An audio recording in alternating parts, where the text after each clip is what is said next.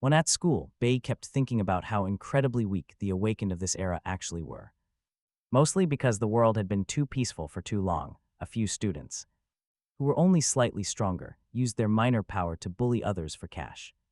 Bayi could not even recall this bully's name, but his sheer arrogance was absolutely massive. Showing zero respect to the school staff, annoyed when Bayi stood in his path, he shoved him. Later, teacher Hang mentioned she had high expectations for him when he entered the awakening room to test his elemental affinity. He received a truly massive shock. He possessed every single element. Better yet, each elemental level up granted him a new random class. Absolutely absurd, infinite awakening power, however his base attributes. All sat at zero, meaning his first class selection required extreme caution, stepping out of the room. Impatient students instantly accused him of wasting too much time. Teacher Hang was deeply excited, so he killed the mood by claiming his class was Core Warrior. It was a notoriously terrible choice. He fully expected the bully to laugh at his failure.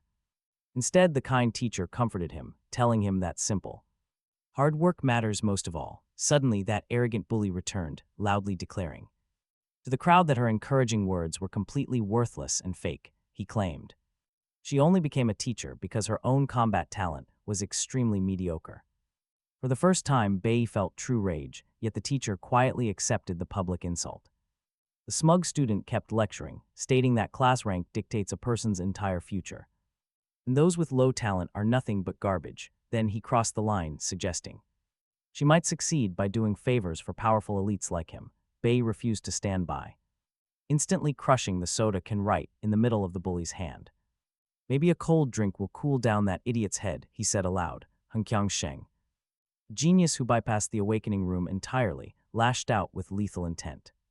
The strike was too fast for the teacher to block, but Bayi remained completely unbothered. Raising a basic defensive move, in an instant the bully's arrogant expression crumbled. The strike rebounded completely, instantly destroying Hunkyang Sheng's arm. Sheng was blasted backward, completely defeated. How on earth was this possible? He thought, his small mind entirely unable to process the overwhelming reverse damage. The room fell dead silent. The boy they once called a weakling now radiated pure, undisputed power. His absolute confidence was undeniable. Teacher Hang was utterly speechless. Watching the clash, she recognized the legendary skill unique to the warrior path, the advanced master move, material perception. This technique blocks 100% of incoming damage, redirecting the impact. 0.09 seconds. Think about that, even pros fail to pull that off. But the secret behind Bayi's power is far deeper. The unbelievable truth is that he has regressed 20 years into his own past. He is no ordinary high schooler. For 10 brutal years, he commanded the absolute strongest awakened strike force on Earth. The legendary Divine Squad, their sole purpose was clearing out massive demonic layers for the ultimate deity, God. This memory shows their 100th high-level lair mission. Standing beside him was the squad's deadliest lightning assassin, the Swift He.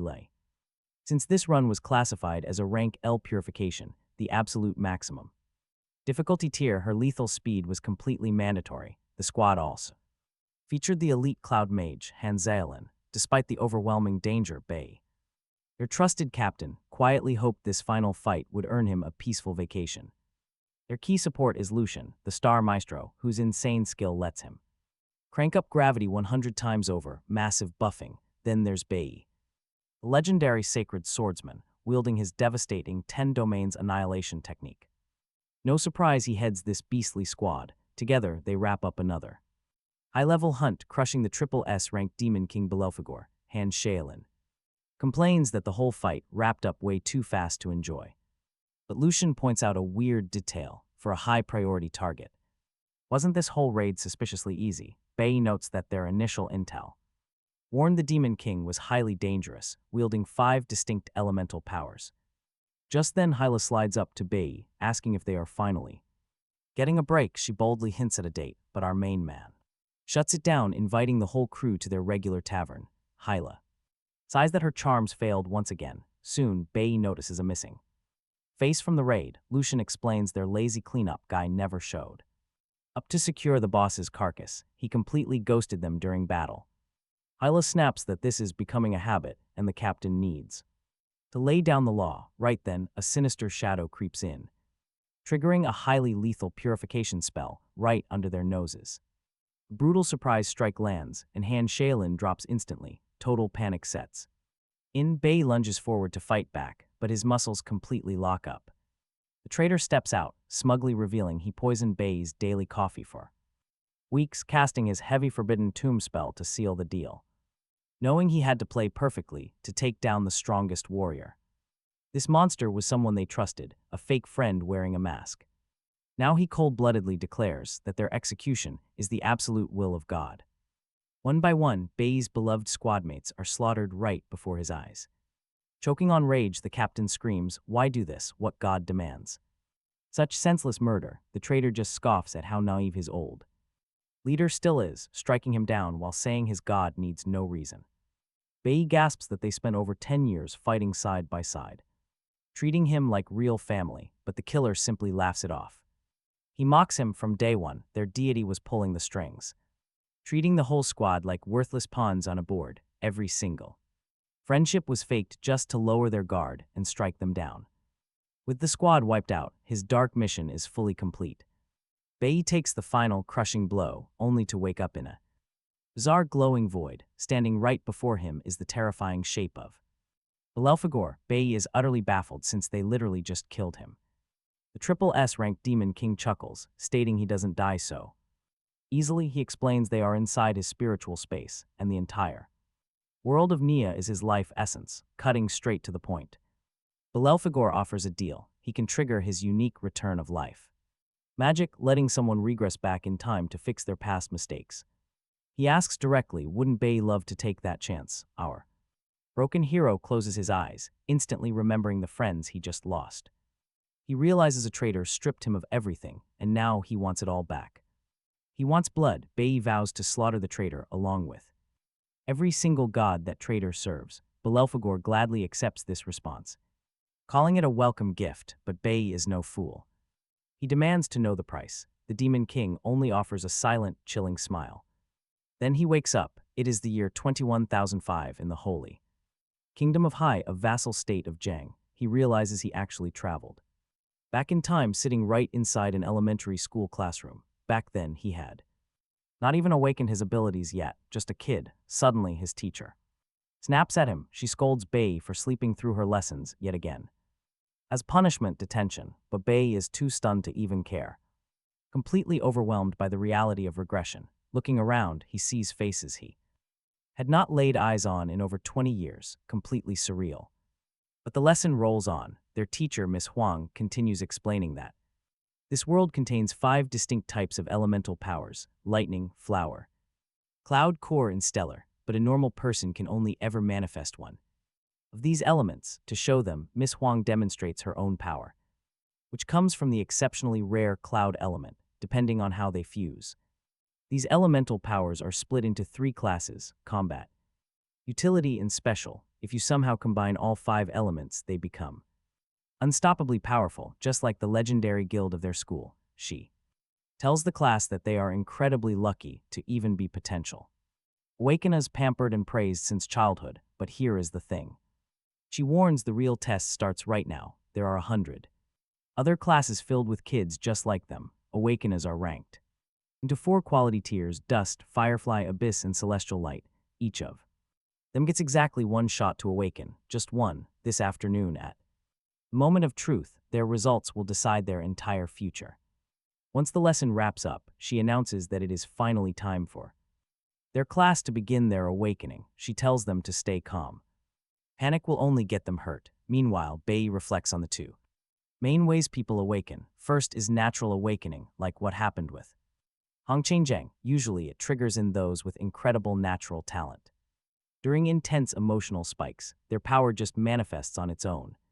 The second path relies on artificial chambers, created by the brilliant minds of top scientists. Inside these rooms, a candidate's adrenaline is spiked to the limit, forcing their power to trigger. But there is a catch: you only get 1 shot, and the results are entirely random. It is literally a gamble for your destiny.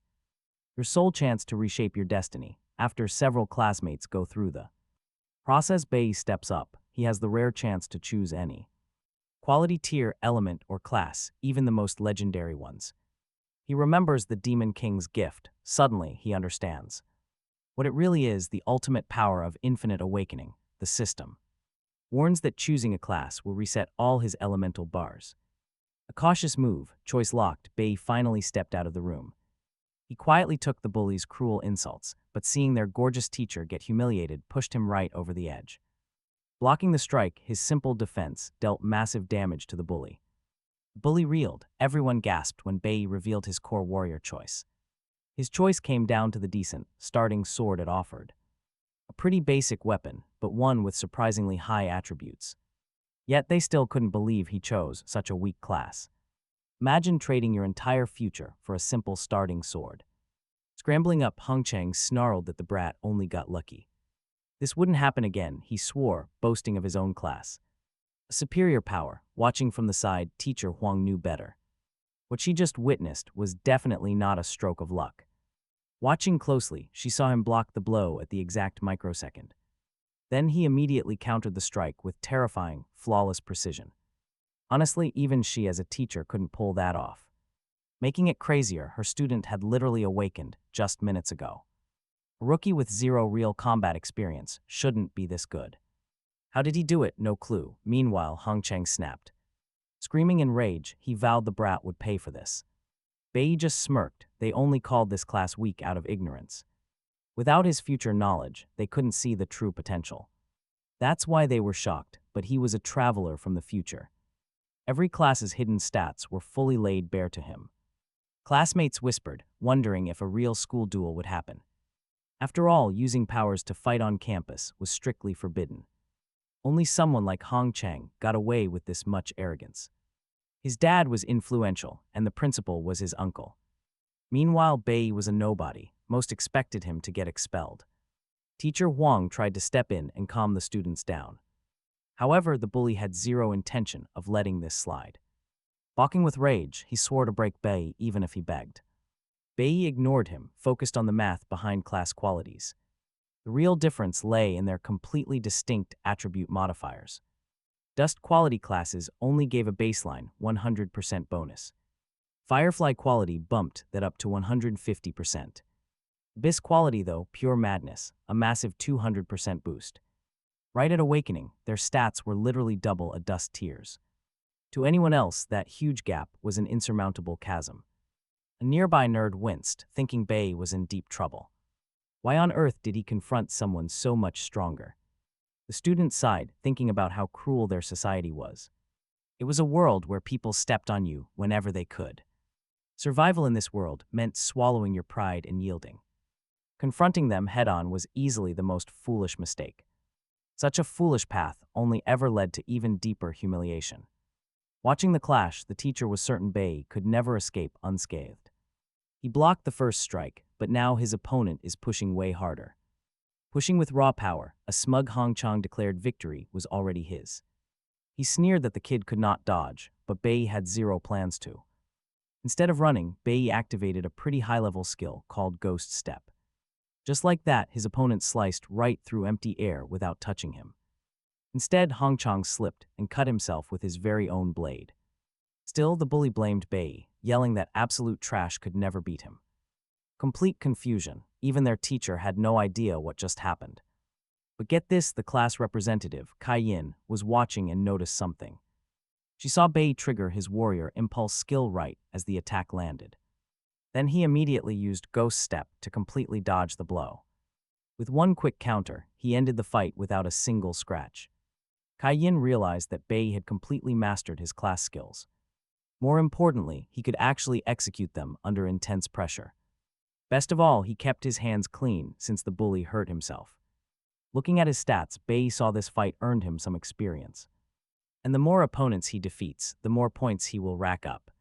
But to evolve the way he wants, he needs to clear some dungeons soon. Just then, the angry bully yelled that their fight was not over yet. He lunged forward, trying to strike Bayi from behind with a cheap shot. But someone stepped in just in time. It was the school principal, Hong Ling. As Hong Chang's uncle, he told him he had embarrassed himself enough. He announced that since everyone finished their awakening, they should all go home. Then he looked at Bayi and reminded him about the school's strict rules.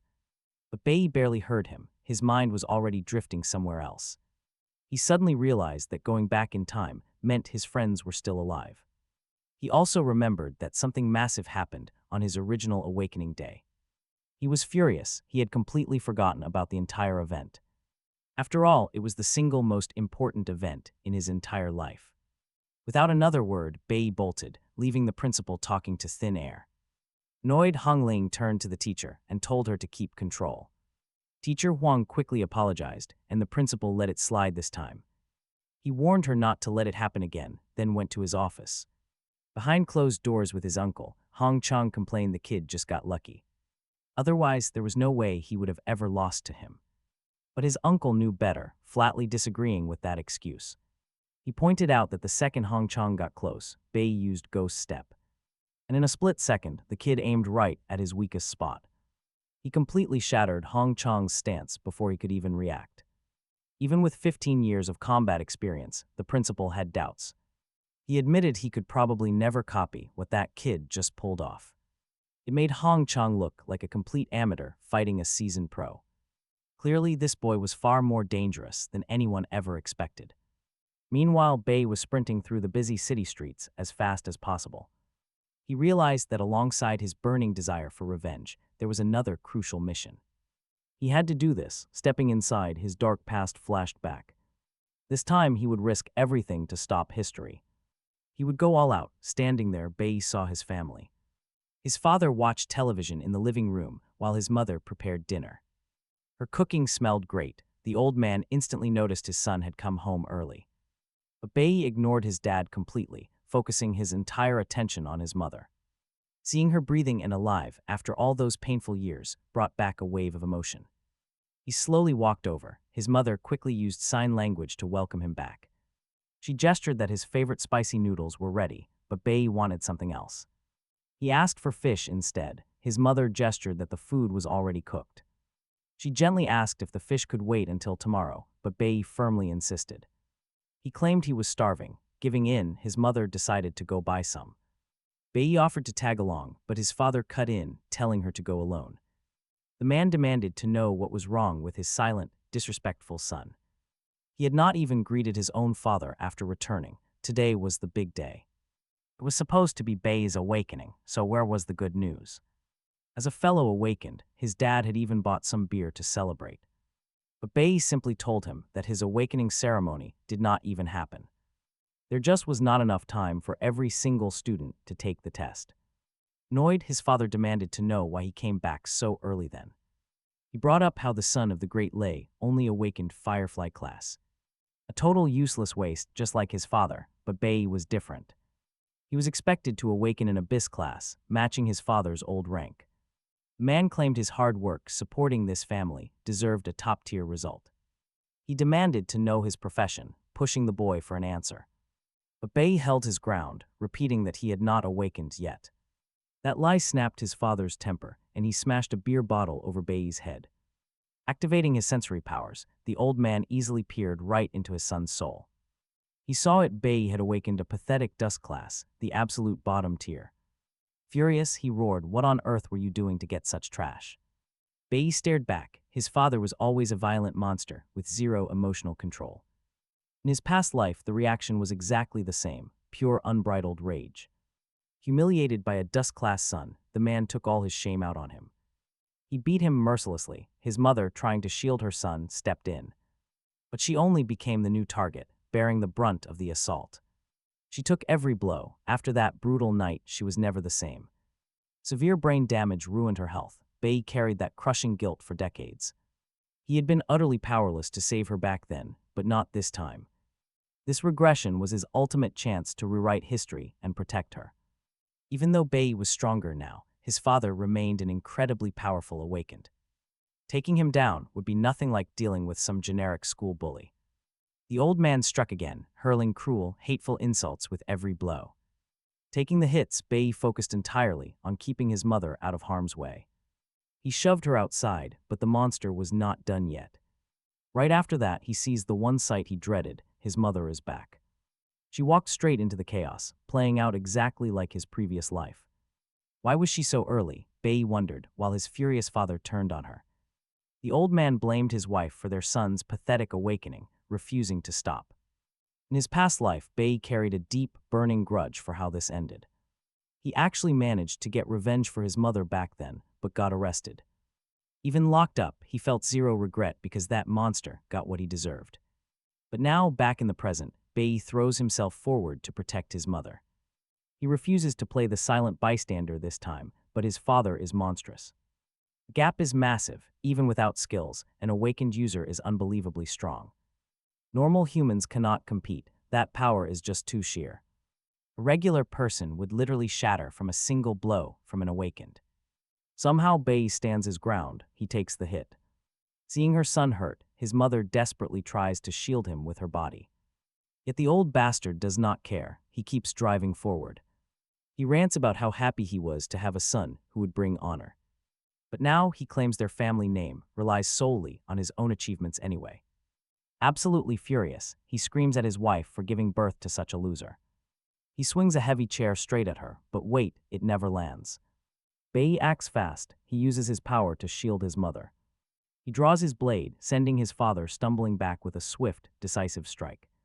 The old man realizes the kid was hiding his true power this entire time. He mocks Bayi, saying he is finally acting like a man, but still sucks. In a flash, he retaliates. His brutal counter snaps Bayi's sword. A heavy, crushing fist follows right after, sending the boy flying backward. Realizing he is completely outmatched, Bayi feels every bone in his body screaming. His father sneers, he hates being defied, and will gladly use force to crush it. Despite the agony, Bayi refuses to back down, standing tall against the impending attack. His father calls him brave, but instantly laughs it off as completely useless. Courage means absolutely nothing when you are still this weak, the old man sneers. But Bayi is determined, he will not let the past repeat. Meanwhile, his father keeps venting his rage, shouting that he rules this house. Right at the height of his temper tantrum, a sudden knock echoes through the house. Furious, the old man demands to know who is there. He rips the door open, only to freeze in shock at who is standing there. It is the inspection vice captain and an allied investigator. Stunned, he asks what brings them to his home. Liang explains the situation. They got a report of a dangerous fugitive nearby and are checking every single house. The old man quickly claims he has not seen a single suspicious soul around. If he had, he assures them, he would have called it in immediately. But the vice captain peers past him, spotting Bayi covered in bruises. The father quickly lies, claiming the clumsy kid just took a nasty fall outside. Suddenly, Bayi speaks up. He reveals his father did this.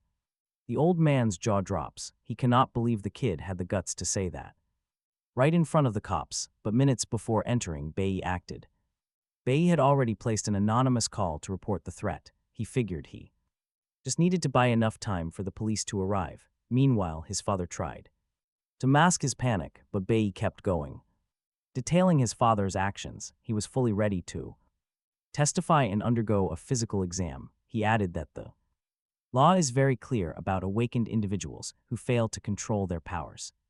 Control their strength. The officers were thoroughly surprised by the kid's deep knowledge and his crystal-clear breakdown. With such obvious proof, the vice captain ordered Bayi's father arrested, since the case was obvious.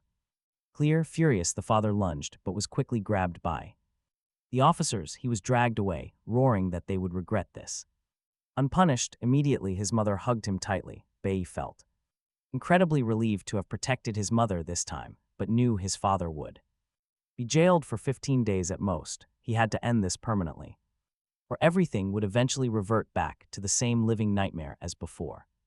Check this out. During the chaos, he quickly swiped a key from his father, a key that unlocked a secret safe hidden away. After all, his father had backstabbed his own squad mates long ago just for this vault. It was what allowed him to rank up and get a top-tier class. In his past life, Bayi only learned these dark secrets after his father died, since his father kept them buried, but now, having this treasure would give him a massive head start in getting a high-tier artifact like a legendary dagger would. This meant he could sweep demonic layers and level up fast. The only catch was that major zones were locked down by the Divine Squad, who only accepted guild members, but smaller layers existed. Some were managed by Bayi's school, and he remembered one hidden spot from his previous life, he decided he had to clear it quickly in order to strengthen himself. Meanwhile, at the station, investigators lamented a missed lead-on. The notorious criminal Snow, it was completely false. Even so, the captain warned them to stay alert, because if Snow was actually running free during the squad's massive anniversary, it would cause a huge scandal. Just then, the father desperately tried to persuade the officers to release him. He promised to introduce the captain to an elite doctor who ran the best maternity clinic around, since the captain's wife was currently pregnant. But Captain Ling firmly shut him down, saying he was not easily bought. He recalled that Mr. Bayi was once an honored guild member and wondered how such a fall was shocking. Bribing a cop would only dig his grave deeper. Hearing that stern reality check, the furious father detested his son even more. Meanwhile, back with Bayi, the boy was currently sneaking deep into a hidden demonic lair. Guilds usually built military garrisons in these zones. Dangerous dungeons filled with demonic areas packed with fierce beasts were the absolute best way for rookies to level up. But they were deadly, so novices always entered in coordinated teams. Backed by an elite officer, in his past life, this lair stayed hidden for 5 years, only found after a massive swarm of monsters broke out. Monsters escaped to overrun the outside. Normally, a dungeon like this takes 3 rank E awakened hunters, but a higher tier 1 demands a team of 5 with at least 2 rank D warriors. Bayi really hoped this lair was only rank F, which would let him clear the entire zone all by himself. Crossing the threshold, he knew the massive risks, yet he had no choice but to level up fast. Because for him, the real threat was not inside this cold cave, but waiting back at his own home. Stepping inside, Bayi instantly realized this was a frozen dungeon, meaning only cloud-type monsters would spawn. Moving further in, he noticed signs of other humans before him. Then, he spotted a massive ice bear deep in its winter hibernation. And trust me, things were about to get way worse. Suddenly, a beast caught his scent and lunged straight toward him. Even a basic snow wolf was stronger than him right now. But he was not backing down without a brutal, desperate fight.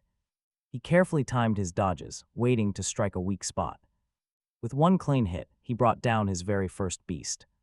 His father's concealed dagger was a godsend for bridging his power gap.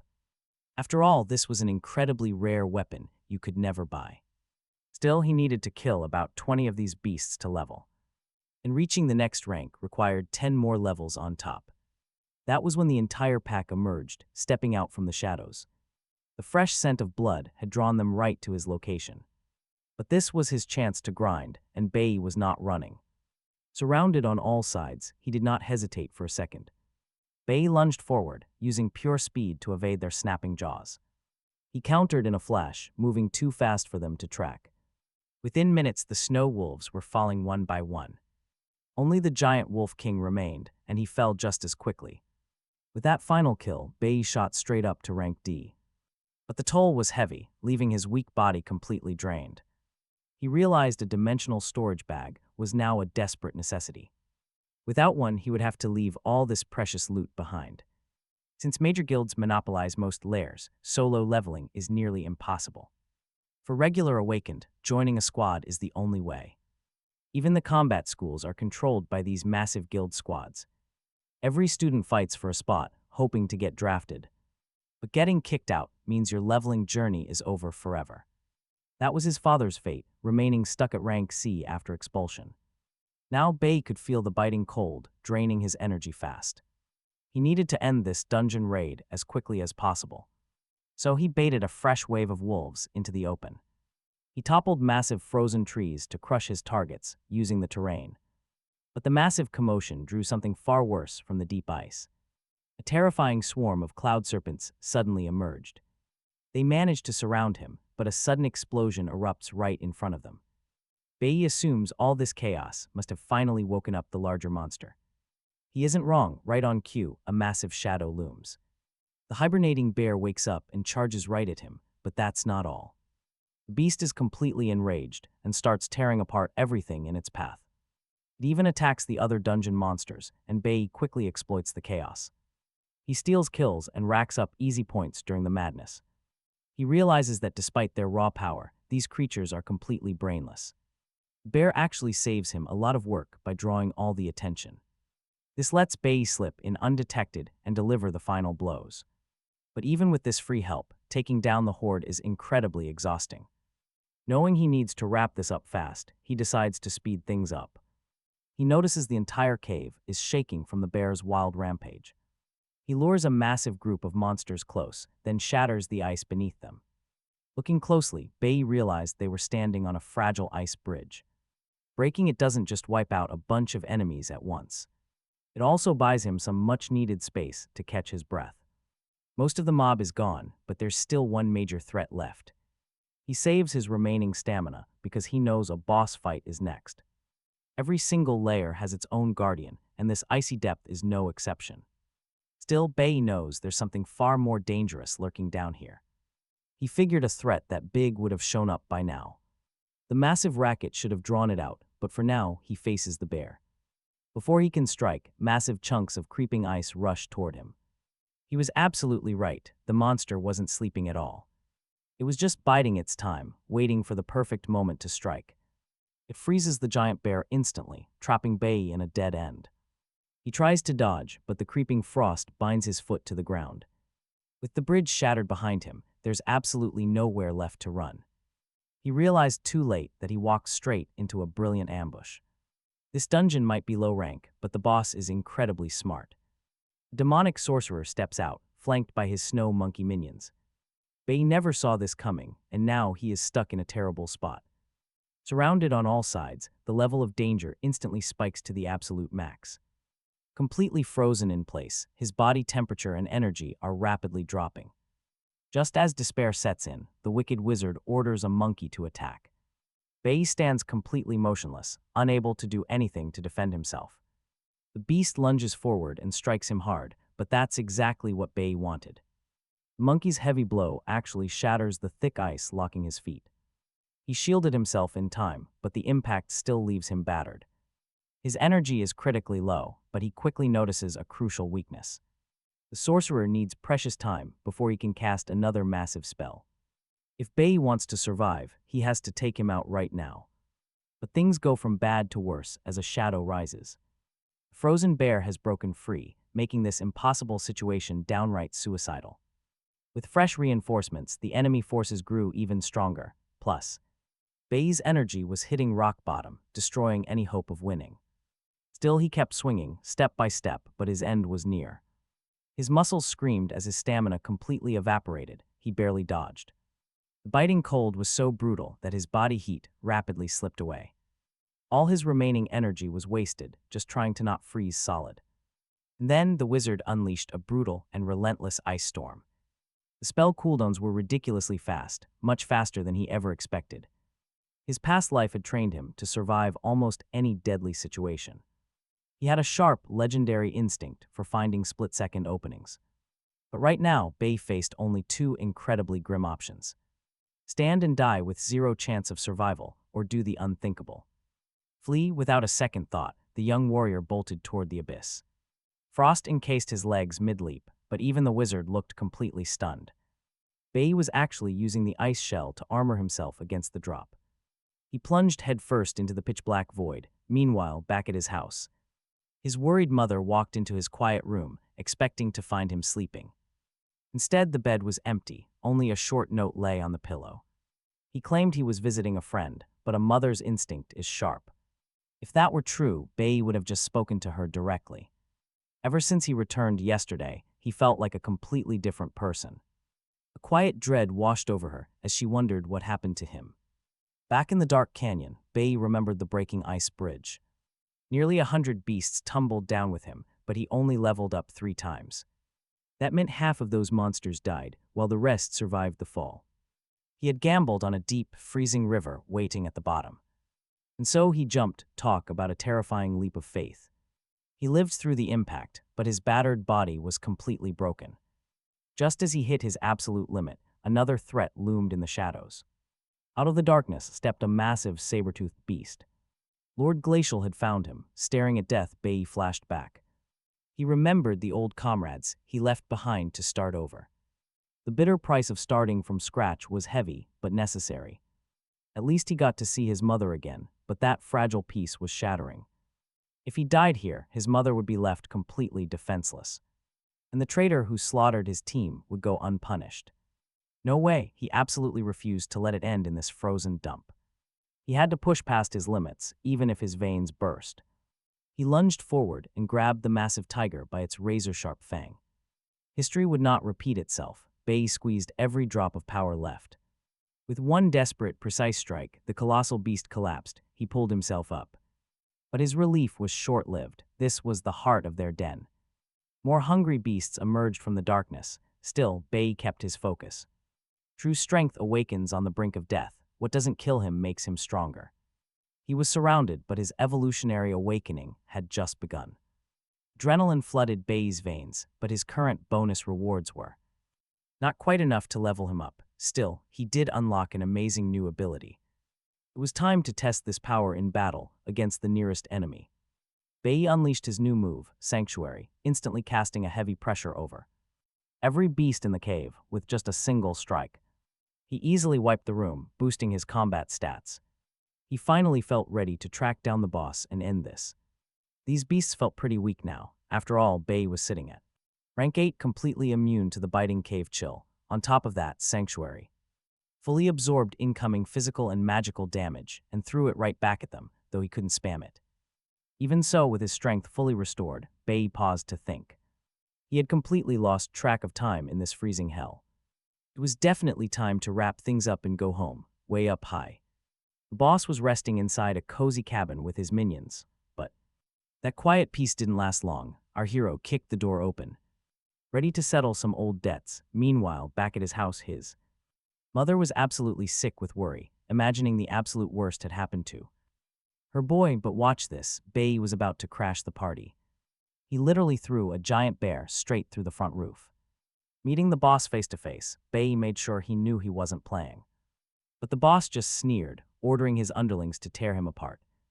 Only Bayi was on a whole different level this time. He brushed off their attacks and shredded them instantly, annoyed the sorcerer.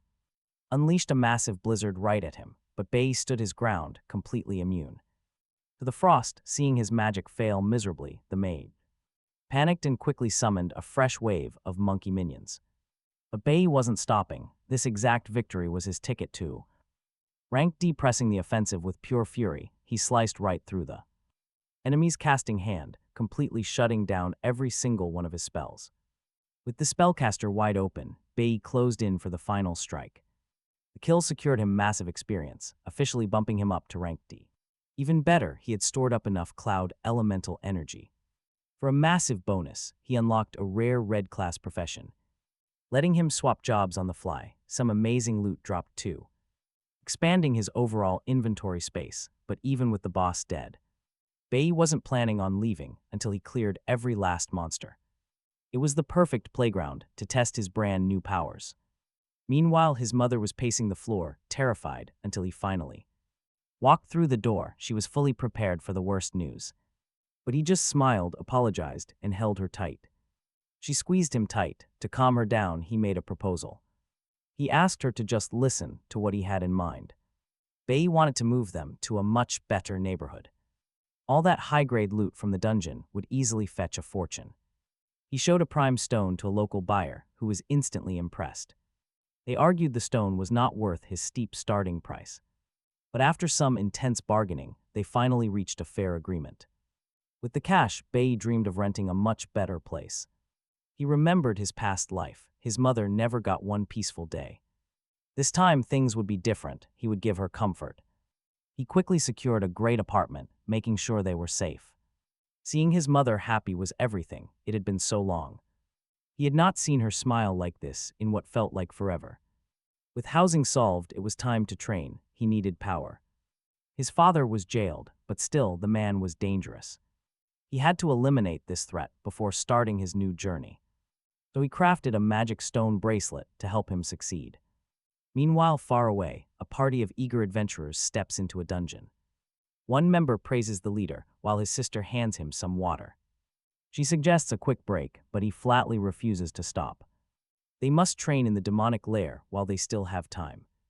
The leader, Ding Ding, is sure nobody will beat his simulation score.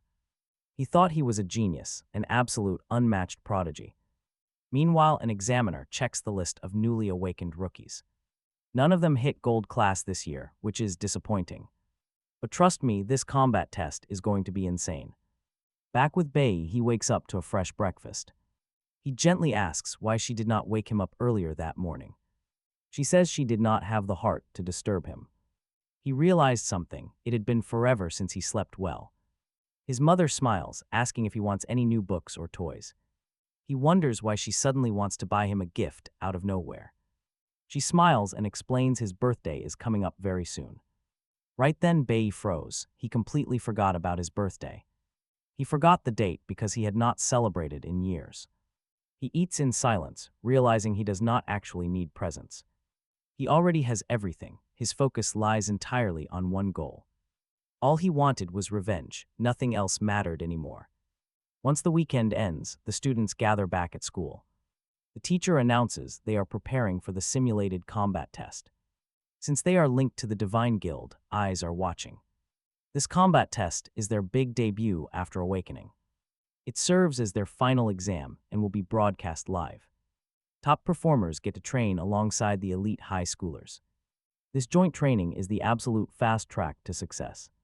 It is the quickest way to get close to the Divine Guild. They are sending their best young talents straight to the sacred land. That is where the powerful Divine Guild headquarters is located. Hearing this, Bayi remembers meeting his old master in that place. But it was also where the traitor was born. They never got to know each other. The traitor joined much later, still. Bayi realized that if he wanted to see his old allies again, he had to excel here. He needed entry into the advanced training program. Revenge was his personal mission, but he was not the only one fighting. Everyone wanted victory. Seeing the high energy, the instructor stepped up. He announced the test. The very first stage was pure physical conditioning. The goal was simple: step into the gravity chamber and run. They had to complete 10 grueling sets of zigzag sprints, while everyone scrambled. Bayi stood still. He quietly told the instructor he would pass. He refused the room entirely, catching the professor off guard. The man warned him. Talent did not exempt him from testing. Bayi shook his head. He was not running from the exam. He wanted a real challenge. The teacher asked if Bayi doubted him. He questioned his own curriculum, but Bayi stood his ground. Physical training was good, but only for certain basic combat classes. Mages and spellcasters gained far more from elemental training, he said. They needed specialized environments, not just brute force running drills. Hearing this, Kaiyin froze. This was the exact same method. An instructor from the legendary Divine Squad had suggested it recently. She only knew about it because of her father's high-level connections. How did a normal classmate have access to this hidden knowledge? Everyone expected a fight, but the professor did not get angry. In fact, he found the boy's perspective to be deeply intriguing. Still, accommodating custom training on such short notice was extremely difficult. It was a massive headache to design custom academy courses. He faced the eternal dilemma: guide them or set them free. Bayi silently recalled his past life. He remembered his great mentors. Without their guidance, he never would have climbed the ranks. He trusted them back then, and now he needed trust here. The professor decided to gamble on him, letting Bayi go solo. But first, he wanted to know the exact plan. Bayi calmly laid it out. Talk about playing with fire. He wanted the elemental room maxed. Keeping his secrets hidden, he claimed he wanted to fix weaknesses. It was a believable excuse, but right then, someone interrupted. Kaiyin stepped forward, demanding to use the elemental chamber, too. Since she was a mage, she insisted on training alongside him, but he flatly refused. Rejection stung, but Kaiyin used it as pure fuel instead. She vowed to earn his trust. As they walked away toward the elemental chamber, their quiet classmate realized he would have to work twice as hard. Now Bayi was finally alone inside the specialized elemental chamber. He was determined to unlock new skills far from prying eyes. The entire academy was monitored, but this room hid his progress. He could safely steal skills from other classes without suspicion. Exposing his true abilities now would put a giant target on him. He decided it was best to keep his distance from everyone. Once class wraps up, Bayi tries walking home alone, but his old squad quickly catches up. In his previous life, these three were the school outcasts, always sticking together. They were his best friends back then, walking the same road every single day. But now revenge consumed him, and he knew emotional bonds would only drag him down. Hinder his mission. Honestly, with everything on the line, there is simply no room for distractions. Ever since the awakening exam, his nerdy classmate noticed Bayi was acting completely distant. Despite his cold shell, Bayi steps up and warns him to get his lungs checked immediately. Do it as soon as possible, he warns, before hopping on his bike and riding away. He leaves them standing there, utterly confused, but Bayi remembers the tragic truth. In his past timeline, this friend was diagnosed with a severe lung disease far too late. It stole his life early. Back on the street, the nerd senses a hidden warmth in Bayi. Deep down, he is still a good guy. Meanwhile, the scene shifts to the sacred training grounds. High-ranking veterans are gossiping about a massive rumor running through the Divine Squad. Word is, a freshly recruited rookie has been pulling off some absolutely legendary feats. The veteran confronts the recruit, asking if he really shattered every single school record. This rookie, who happens to be Bayi's mortal enemy, just smiles back calmly. He plays it off, saying Lord Dingyang is just being dramatic to introduce him. Cutting back to Bayi, he gently begs his mother to avoid going out after dark. From now on, he promises to handle all the grocery shopping on his way back from school. She does not need to worry. Internally, Bayi knows he must secure her safety quickly. He needs a stable home for her, knowing the storm that is coming. Meanwhile, behind cold iron bars, Bayi's father is plotting a dangerous game of his own. By bribing the prison canteen leader, he manages to secure a massive advantage. They strike a deal for a quiet escape. By the next morning, Bayi is back at school. His mage training is moving fast, and elemental energy is starting to bend to his will. The old crew tries to chat, but he keeps his distance and ignores them completely. Stop wasting your time hovering around me, he tells them. You need to train. Focus on getting stronger. Surprisingly, the duo takes his harsh words as pure motivation. Spurred on, his nerdy classmate actually listens and heads straight to the school clinic. The doctor runs a quick checkup and immediately flags a serious issue in his lungs. Surgery is critical, and it has to happen as soon as possible. Confused, the kid stands there wondering how on earth Bayi knew about his condition. He had absolutely no symptoms himself, and without that warning, he would have been doomed. Leaving the clinic, he accidentally catches some very suspicious whispers in the hallway. A couple of students are gossiping about the school top ranks in hushed voices. They grumble that Changjin cheated his way to rank 4, securing the absolute top spot. Apparently, having a private family dungeon to power level makes things incredibly easy. Then the gossip turns to the rookie who recently provoked the bully, Chang Shang. They whisper that Chang Shang is planning massive payback, setting up a brutal ambush. Let's be real, a spoiled kid like him was never going to let this go. He is heavily armed and plans to corner the rookie Wei outside school grounds. Doing it off campus means he escapes any official punishment or school suspension. Hearing this terrifying news, the nerd immediately runs off to warn Bayi. Outside school, there are no teachers to step in and save anyone from a bloodbath. He worries that Bayi will be blindsided and brutally crushed. He usually ran away from trouble, but today the class nerd chose to stand tall. He slipped into the school armory, breaking the heavy chains to find a weapon. Maybe a magic blade could make up for his complete lack of combat skills. He was ready to pay any price to save his friend. Then, a voice. Chien caught him red-handed, demanding to know where he was taking that stolen gear. The trembling boy blurted out that he had to go save his friend Bayi. That left Chien completely baffled. Meanwhile, Bayi was just heading home. He pedaled his bike down a quiet, narrow alleyway, sensing footsteps behind him. Knowing he was being tailed, he called out for Hong Changsheng to show himself. The bully stepped from the shadows, ready to settle their score right now. He wanted payback for last week, but Bayi just asked if he was actually ready. Did he really think this fight would end any differently than before? Grinning, Hong Changsheng lunged forward, screaming that training would not save him. But as his fist flew toward Bayi, his confident smirk completely shattered. Bayi stopped the heavy strike effortlessly, a flawless block with zero sweat. The bully froze, completely unable to process how easily his best attack was stopped. Was he really about to lose again? Bayi just looked at him coldly. Did he seriously think he was the only one who had been training? There was a massive gap between them that the bully had totally missed before. Now reality finally sank in. Bayi was on a whole different level. Shaking with fear, Hong Changsheng demanded to know how Bayi got this powerful. He had spent every waking hour training himself to the absolute limit. Yet even with all that agonizing effort, his growth was painfully slow. It made zero sense how someone without any resources could surpass him. Bayi looked at the rich kid and gave a bitter, knowing smile. He told him that a spoiled brat like him has never truly struggled. Have you ever literally died? Bayi asked, because that is real effort. Terrified, Hong Changsheng backed away, asking if Bayi was going to kill him. Bayi shrugged, saying he did not hate him, even if the stalking was annoying. Honestly, he kind of respected that the bully chose to face him alone.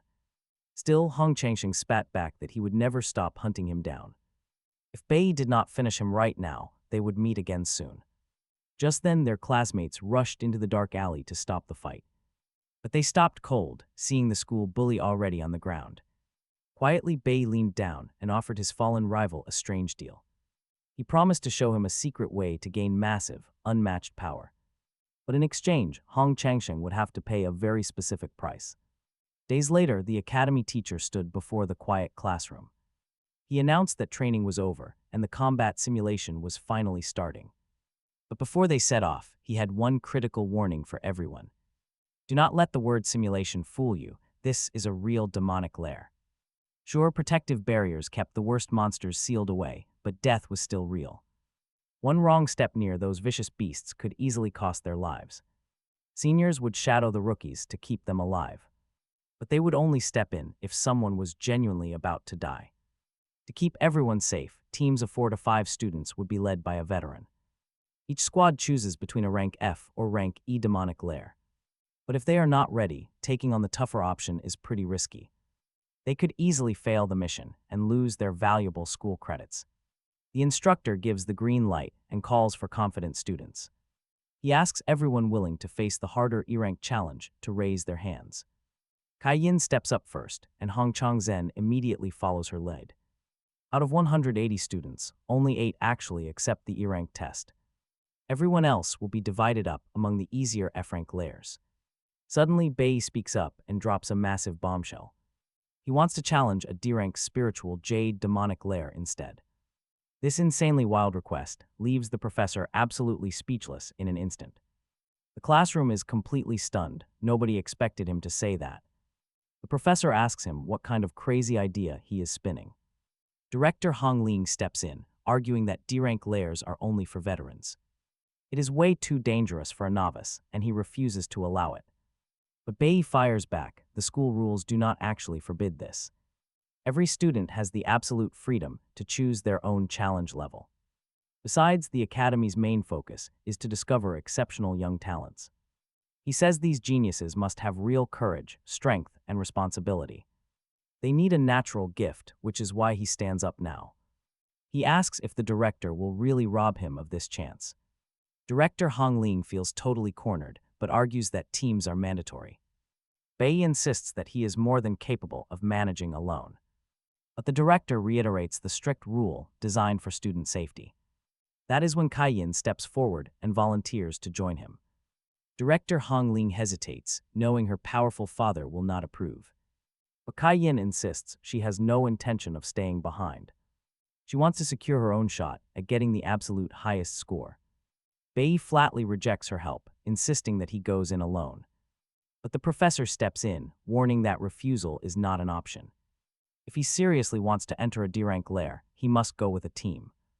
They still need a veteran to lead them, but nobody seems willing to volunteer. The professor has no idea who to send until a student speaks up. He offers to accompany the rookies since someone needs to guide them. The instructor introduces the veteran Zelling and asks him to protect them. Kai Yin mentions that this veteran almost made it into the academy's elite guild. Meanwhile, Bayi just stares. He has literally never heard of this guy. Zelling, however, thinks Bayi is just an arrogant kid trying to show off. He is convinced the kid has absolutely no idea what is coming. Either way, the professor announces the team is set and ready to begin. Inside the lair, camera drones will record everything and broadcast it live. As their teacher, he loves keeping his students fully motivated. He is highly eager to see who takes the absolute highest score. But Bayi is fully aware of how this elite school really operates. It was built right on top of an ancient, massive demon lair conquered long ago. Both the middle and high school sections shared this massive, integrated complex. This main lair spawned countless smaller pockets, making perfect training grounds for students. Most of these sub-dungeons ranged from rank F to rank D. The second a student stepped inside, their combat exam officially kicked off. But there was a catch: every single moment was broadcast live and recorded. Because of this, Bayi knew he had to be careful not to reveal his true power. Even so, his main target remained the mysterious spiritual jade demon lair. Once they crossed the threshold, Zealing confidently promised to protect the entire group.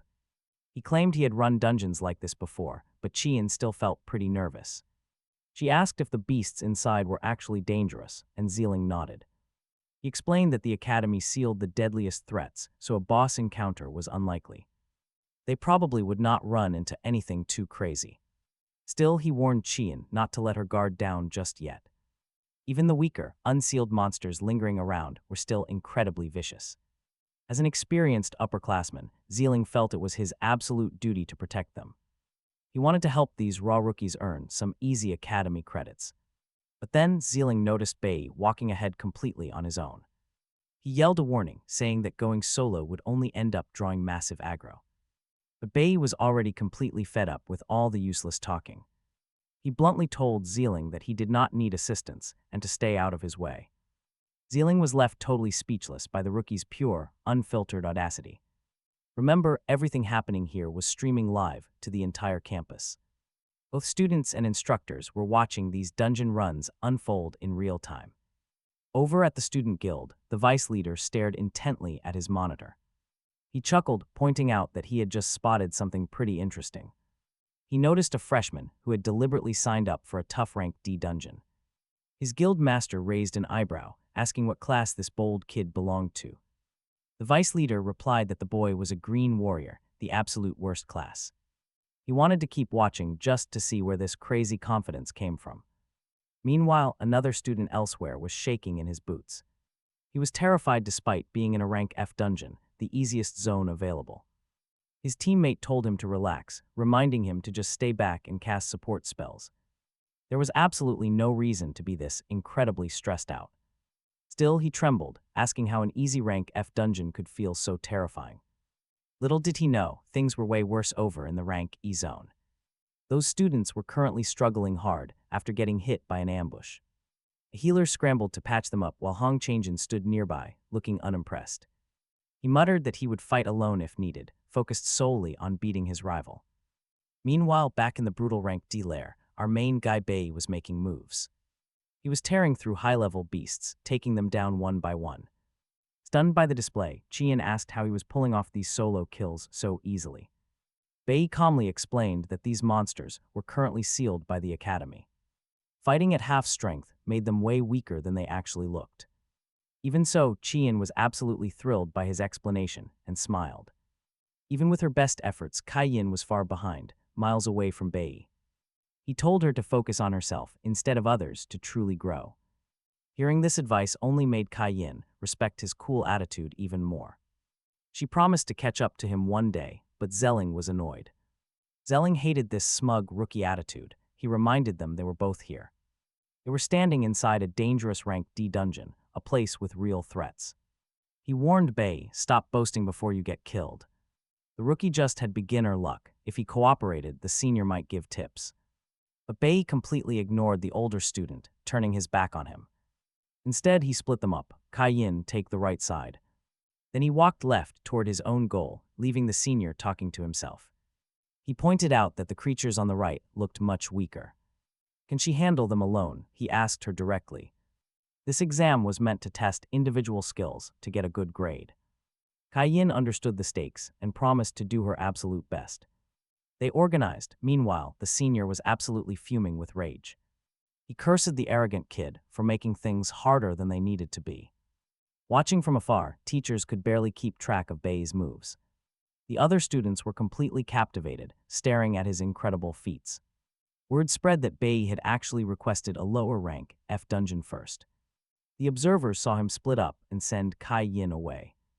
As a flower-type mage, she had a clear advantage on that side. His teacher smiled, realizing the boy knew exactly how to play his cards. He wasn't bluffing. The kid actually had a very solid strategy.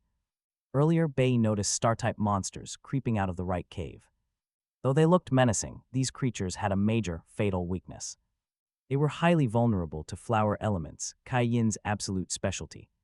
Knowing this, he trusted her to handle that side completely on her own. And he was right. As a capable mage, Kai Yin was more than ready. Her skills matched their weaknesses perfectly, letting her sweep them away. Bayi knew that once mages reached rank E, they unlocked a class skill. For Kai Yin, she could summon dense plants to construct a poisonous barrier. Still, keeping her cool while facing higher-level beasts alone was impressive. She held her ground beautifully during her very first dungeon run. Bayi figured he could lock down the rest of the rank D beasts. He would let Kai Yin cover the rear while he did the heavy lifting. This would secure a top score without revealing his real power on stream. But that plan was impossible if the floating cameras kept following his every move. While he brainstormed a solution, Zelling watched from a dark corner.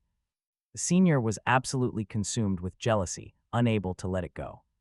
Being ignored stung. He wanted to ruin Bayi's run. He suddenly drew his bow and fired an arrow straight at Kai Yin. The projectile missed, grazing her shoulder before striking deep into a dark cave. Zelling casually lied, claiming he was just trying to shoot a quick buff her way. But that stray arrow just woke up something terrifying sleeping in the shadows. A massive beast had been sleeping deep inside the cave, a terrifying two-headed lion, far stronger than the usual dungeon monsters, was now completely enraged and ready to tear everything apart. Bayi immediately senses the danger, realizing his partner is in serious trouble. Kai Yin tries to summon her magic to hold the beast back, but it is just not enough. She is left completely wide open to its brutal attacks. Meanwhile, Xiling just stands there laughing, highly amused by the chaos he created. But Bayi does not waste a second. He springs into action to shield Kai Yin. Knowing the beast is still free and needs to be stopped right now, he strikes hard but only manages to injure the creature instead of killing it. Damn, this thing is way faster than he ever expected. Watching from the sidelines, Xiling smugly remembers that he knows this place inside out. He knew exactly where this twin-headed nightmare was hiding and how lethal it could be. Which is why he happily let it loose, just to ruin Bayi's plans. Even worse, Xiling actually buffed the monster using his own skills. Sensing how wrong this is, Bayi prepares to release his true power. He commands Kai Yin to fall back immediately, knowing she cannot handle this fight. He warns her that staying here will only get her killed right now. The beast lunges, but Kai Yin refuses to run away. Instead, she summons thick magical roots to trap the roaring monster and she raises a 3-layered shield. Even Bayi is left completely stunned. She shouts that even if he doubts her, she can help take this thing down. No matter how dangerous it gets, Kai Yin is determined to stand and fight. Seeing this, the veteran recalls how she was almost swallowed just a moment ago. Why risk everything? He cannot understand what is pushing her so hard. Honestly, even Bayi expected her to freeze up in pure terror. But he quickly realizes that Kai Yin has got some serious mental strength to her. No way, she yells out that she worked way too hard to stop. She did not climb this far just to fail at the very first hurdle. Besides, she adds, with Bayi by her side, there is no way she is dying here. Bayi warns her that those 3 defensive layers will not hold forever. He tells her not to push it, remembering how brilliant she was in his past life. She was always so bright, confident, and full of positive energy. Even though she came from an elite family, she treated everyone with pure kindness. That gentle nature is exactly why everyone trusted her to lead them back then. They eventually drifted apart, and he figured she was just living a normal life. But seeing her now, he realizes he can truly rely on Kai Yin. If nothing goes wrong, they can win this without revealing his real power. A miracle, the veteran highly doubts these two can pull it off. To him, blind confidence is never going to win a real life-or-death battle. There is just no way some rookies with basic skills can defeat such a beast. He is sure it is only a matter of time before they start begging. Right on cue, the 2-headed lion breaks completely free from the roots. Bayi tells her he will draw its attention, so she must get ready. He orders Kai Yin to strike the beast's core the moment she sees an opening. He charges, hoping his previous attack made him the main target. Knowing he was the target, Bayi ran toward a lake, confident in his plan, and leaped into the water without a second thought. he dove deep, but the beast pursued him closely. Still, Bayi had lured the monster exactly where he wanted it. The moment he gave the signal, Kai unleashed her magical vines. Once more binding the beast, the monster was now wide open to attacks. And plunged into absolute despair, tightening the magical vines, Kai completely pinned the massive lion down. To make things even worse, she used poison to sap its remaining strength. Bayi knew the beast was finished and would never break free. He calmly remarked that this was the perfect moment to finish the test with a perfect score. Xiling stared in shock at the sight, unable to believe his eyes. After all, even as a seasoned veteran, he could never pin down such a monstrous beast. Knowing his plan had totally failed, Xiling grew frustrated, but knew there was little he could do. Over in the broadcast booth, the director watched closely alongside the rest of the crew. Bayi's professor praised his students' incredible reaction time and sharp leadership. To him, there was no doubt who would walk away with the top score. The staff even speculated that sending this footage to the guild for analysis might actually break the historic score record. Yet right at that peak moment, the feed went completely dead. Boom. Xiling had purposely shot down the drone, hoping to ruin Bayi's chance at a perfect score. He figured Bayi had not noticed the crash yet, since he was busy talking with his teammate. Xiling walked over and announced that they were done and should leave the dungeon. After all, he could not stand another second there, but Bayi calmly countered that the veteran knew exactly what he was doing when he woke the beast. Xiling denied it, claiming he only wanted to help the girl out and give her a bonus, but she dodged. Bayi fired back that as a seasoned archer, Xiling should have come up with a better excuse. Kai agreed, saying it made sense, and she now understood why the veteran never made it into the school guild. Furious, Xiling asked if they were accusing him of something. Bayi stepped forward, shielding his teammate. Though raging inside, Xiling knew he could not act rashly. Still, he warned them this was not over and promised they would meet again. On their way out of the dungeon, Bayi spotted the smashed drone on the ground. Kai realized the veteran had tried to sabotage them the entire time. But instead of complaining, Bayi grinned. This was a massive opportunity, he pointed out, that with no cameras watching, they could finally do some real work. Kai asked what he meant. Without a word, Bayi led her back to the portal. He quietly asked his classmate to keep this a complete secret, fully aware that even if she spoke up, nobody would believe her anyway. Confused, Kai asked what he meant. Back during his secret meeting with Hong Changjin, Bayi had requested a specific item, the demonic stone, needed to break the ancient seals his uncle guarded, holding the dark relic. Bayi now had everything ready to make his next big move. He tells her to undo the dungeon seal, but Kai thinks that is a terrible idea. Breaking a rank D dungeon seal would release a massive wave of high-level beasts all at once, but Bayi knows this and is actually counting on the chaos. He quickly reassures her, everything is under complete control. Even with the seal broken, the monsters will have reduced strength. Still, Kai argues that the two of them alone cannot possibly handle this crowd. But Bayi calmly explains that he is going in alone. Suddenly she freezes, her eyes widen in shock. Bayi has suddenly switched his class to a mage, and she has absolutely no idea how. He tells Kai to wait, then drops the barrier. The barrier drops, and a massive horde of monsters instantly surrounds them. She watches, terrified. He remains totally, absolutely calm. He unleashes a powerful mage spell, freezing the entire pack of enemies solid. They are frozen solid. She is stunned. Kai is stunned, remembering how much she struggled against a single lion. Seeing him easily freeze an entire crowd of enemies at once leaves her completely paralyzed. She stands frozen in utter shock, while Bayi explains how these seals work. He warns her that these pent-up beasts are about to explode, needing massive space. Without hesitation, Kai backs away to let him work. Just a few moments later, a brand new pack of vicious flame leopards charges in. He notes that although these are rank D beasts, their power is halved. The long confinement weakened them, so he prepares another freezing spell to control them. Just as another swift predator leaps forward, Bayi reacts with lightning speed. He immediately exits his mage class, switching to a warrior to meet them head-on. He must engage in brutal hand-to-hand combat rather than cast spells. They try to catch him off guard, but they are simply not smart enough. With total confidence, Bayi switches back to mage mode right mid-swing.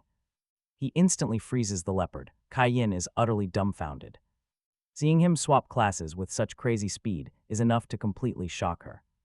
Now she finally understands why he demanded absolute privacy in the elemental room. After all, the entire basis of a mage is to release raw elemental energy. Training secretly in that private room was the only way to perfect his control. Cayenne always believed that raw mana capacity was the key to true strength. But watching Bayi fight completely shatters her old belief. She realizes that control is the real secret here. Raw elemental power is incredibly wild and difficult to master. Only complete mastery allows a warrior to unlock versatile movements. He is using basic abilities in so many wild ways that it is honestly mind-boggling. It is highly impressive, proving his total dominance over the class. Unlike herself, he has absolute mastery, she admits it. Her partner left everyone in the dust long ago. She only feels intense admiration, but then a massive threat emerges. A level 15 infernal mammoth, Bayi does not flinch. He fully expected this encounter and immediately gears up. Swapping back to the warrior class, he readies himself to strike. He switches over to the warrior class, hunting for the power he desperately needs. Bayi makes his move, launching a brutal strike right at the mammoth's head. He figures that being sealed away for so long made the beast pretty weak. It explains why his hit landed so easily, but a giant like this. One blow, no way. A monster like this will not go down so easily. So Bayi keeps swinging, relentless, until the massive beast finally collapses to the ground. Right in the middle of it all, he triggers a skill called Sanctuary. Suddenly his damage output spikes, wiping out the mammoth and the surrounding mobs together. Wiped out just like that, they are gone, leaving Bayi with some sweet loot. Sure, the victory experience is great, but the real prize is the boss drop. Mammoth leaves behind the king's reply stone, a rare pair of twin jade artifacts. On top of that incredible loot, Bayi feels another rush of power surging inside. Boom, rank D unlocked, but his next big headache is already waiting. Cayenne is still standing there, completely frozen in utter disbelief. Bayi walks over, quietly asking if she remembers their little deal. Even though Cayenne is totally stunned, she has absolutely no bad intentions here. She literally leveled up just by standing near him. Meanwhile, panic erupts outside. Blackout, the feed watching their star student, just completely cut off. They are utterly terrified that the ancient seal has completely shattered now. One instructor spots a veteran student, the guy assigned to guard the rookies. Why is he out here by himself? No time for a proper interrogation, though. If that seal actually broke, they need to move right now. You just know Zelling is loving this, a dark thought crossing his mind. A broken seal would be perfect. It would easily wipe out that arrogant rookie. They burst in, teachers and students alike, bracing for absolute carnage. Instead, they find Bayi and Cayenne standing there completely fine.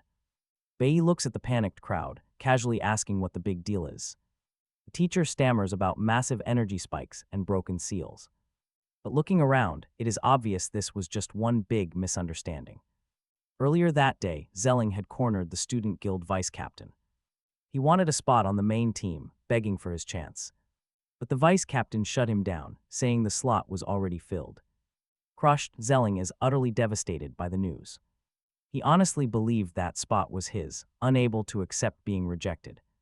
Right then, the guild captain steps in to deliver the cold truth. Her name is Hill, and she claims they found someone infinitely more talented. To her, Bayi is the most fascinating student in the entire academy.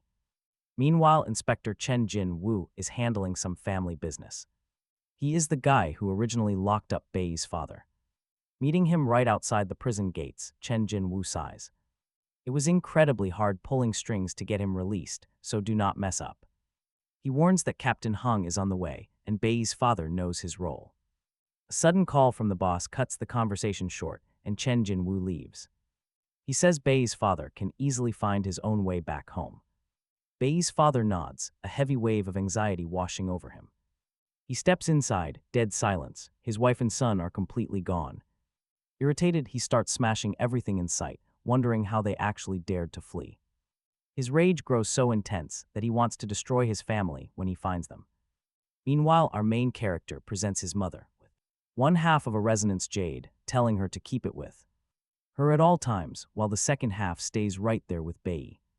He explains that if she ever gets in danger, she just needs to break her half. His piece will instantly signal him, letting him know she needs help. Bayi admits that only then will he feel safe leaving her alone when he goes. He knows his mother has never received a real gift like this before. She had never even enjoyed the simple things most women take for granted. His mother smiles and says he should not spend all his time attached to her. Kids his age are supposed to go out and have fun with friends, she says. He does not need friends, not anymore, but she disagrees. She completely disagrees, insisting that having people you can count on is essential. This actually triggers some heavy memories for Bayi, bringing back his past. He once had companions, making him wonder if he will ever find true allies again. But there is no time to dwell. He heads to another demonic dungeon. With other matters settled, he wants to focus on training, finding a rarely used dungeon of extreme difficulty to push himself right to his limits. Entering the dungeon, he remembers that in his past life, he was a top warrior. Yet his companions still died, every single one of them.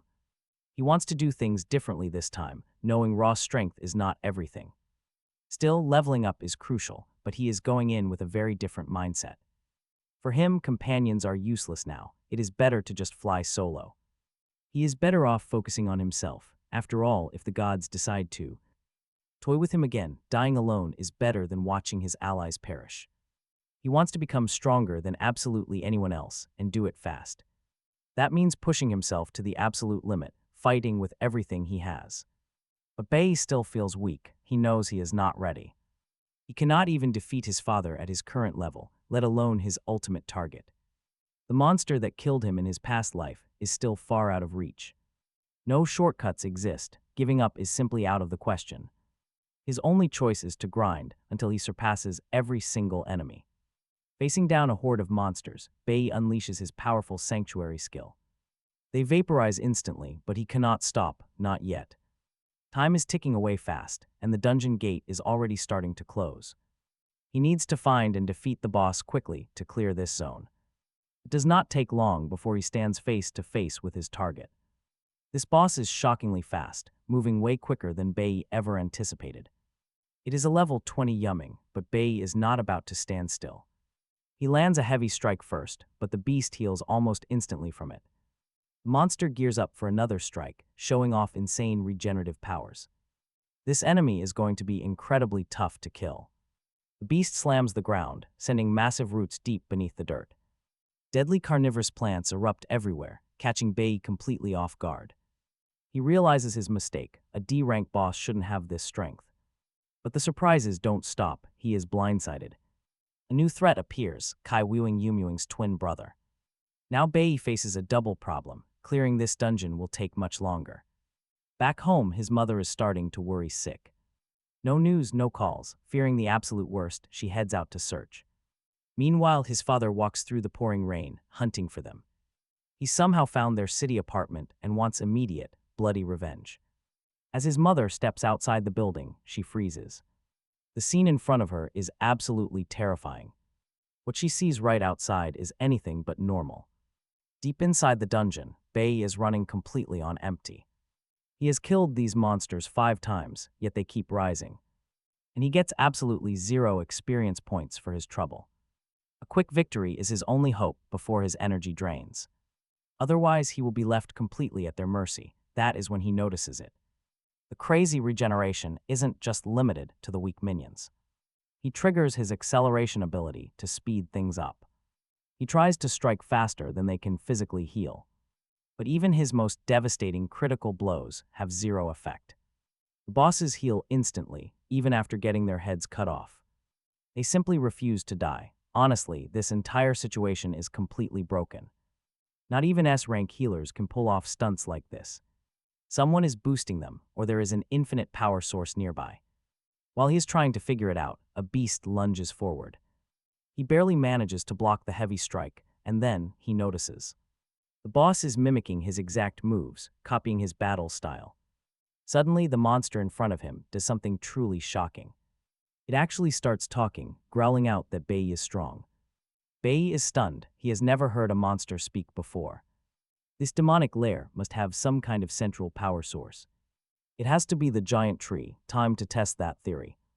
If he cuts off the energy, their healing factor should disappear. Realizing his plan, the beast desperately tries to stop him. But Bayi is too fast, immediately slashing at the massive trunks. He knows those trees are the real source of their power.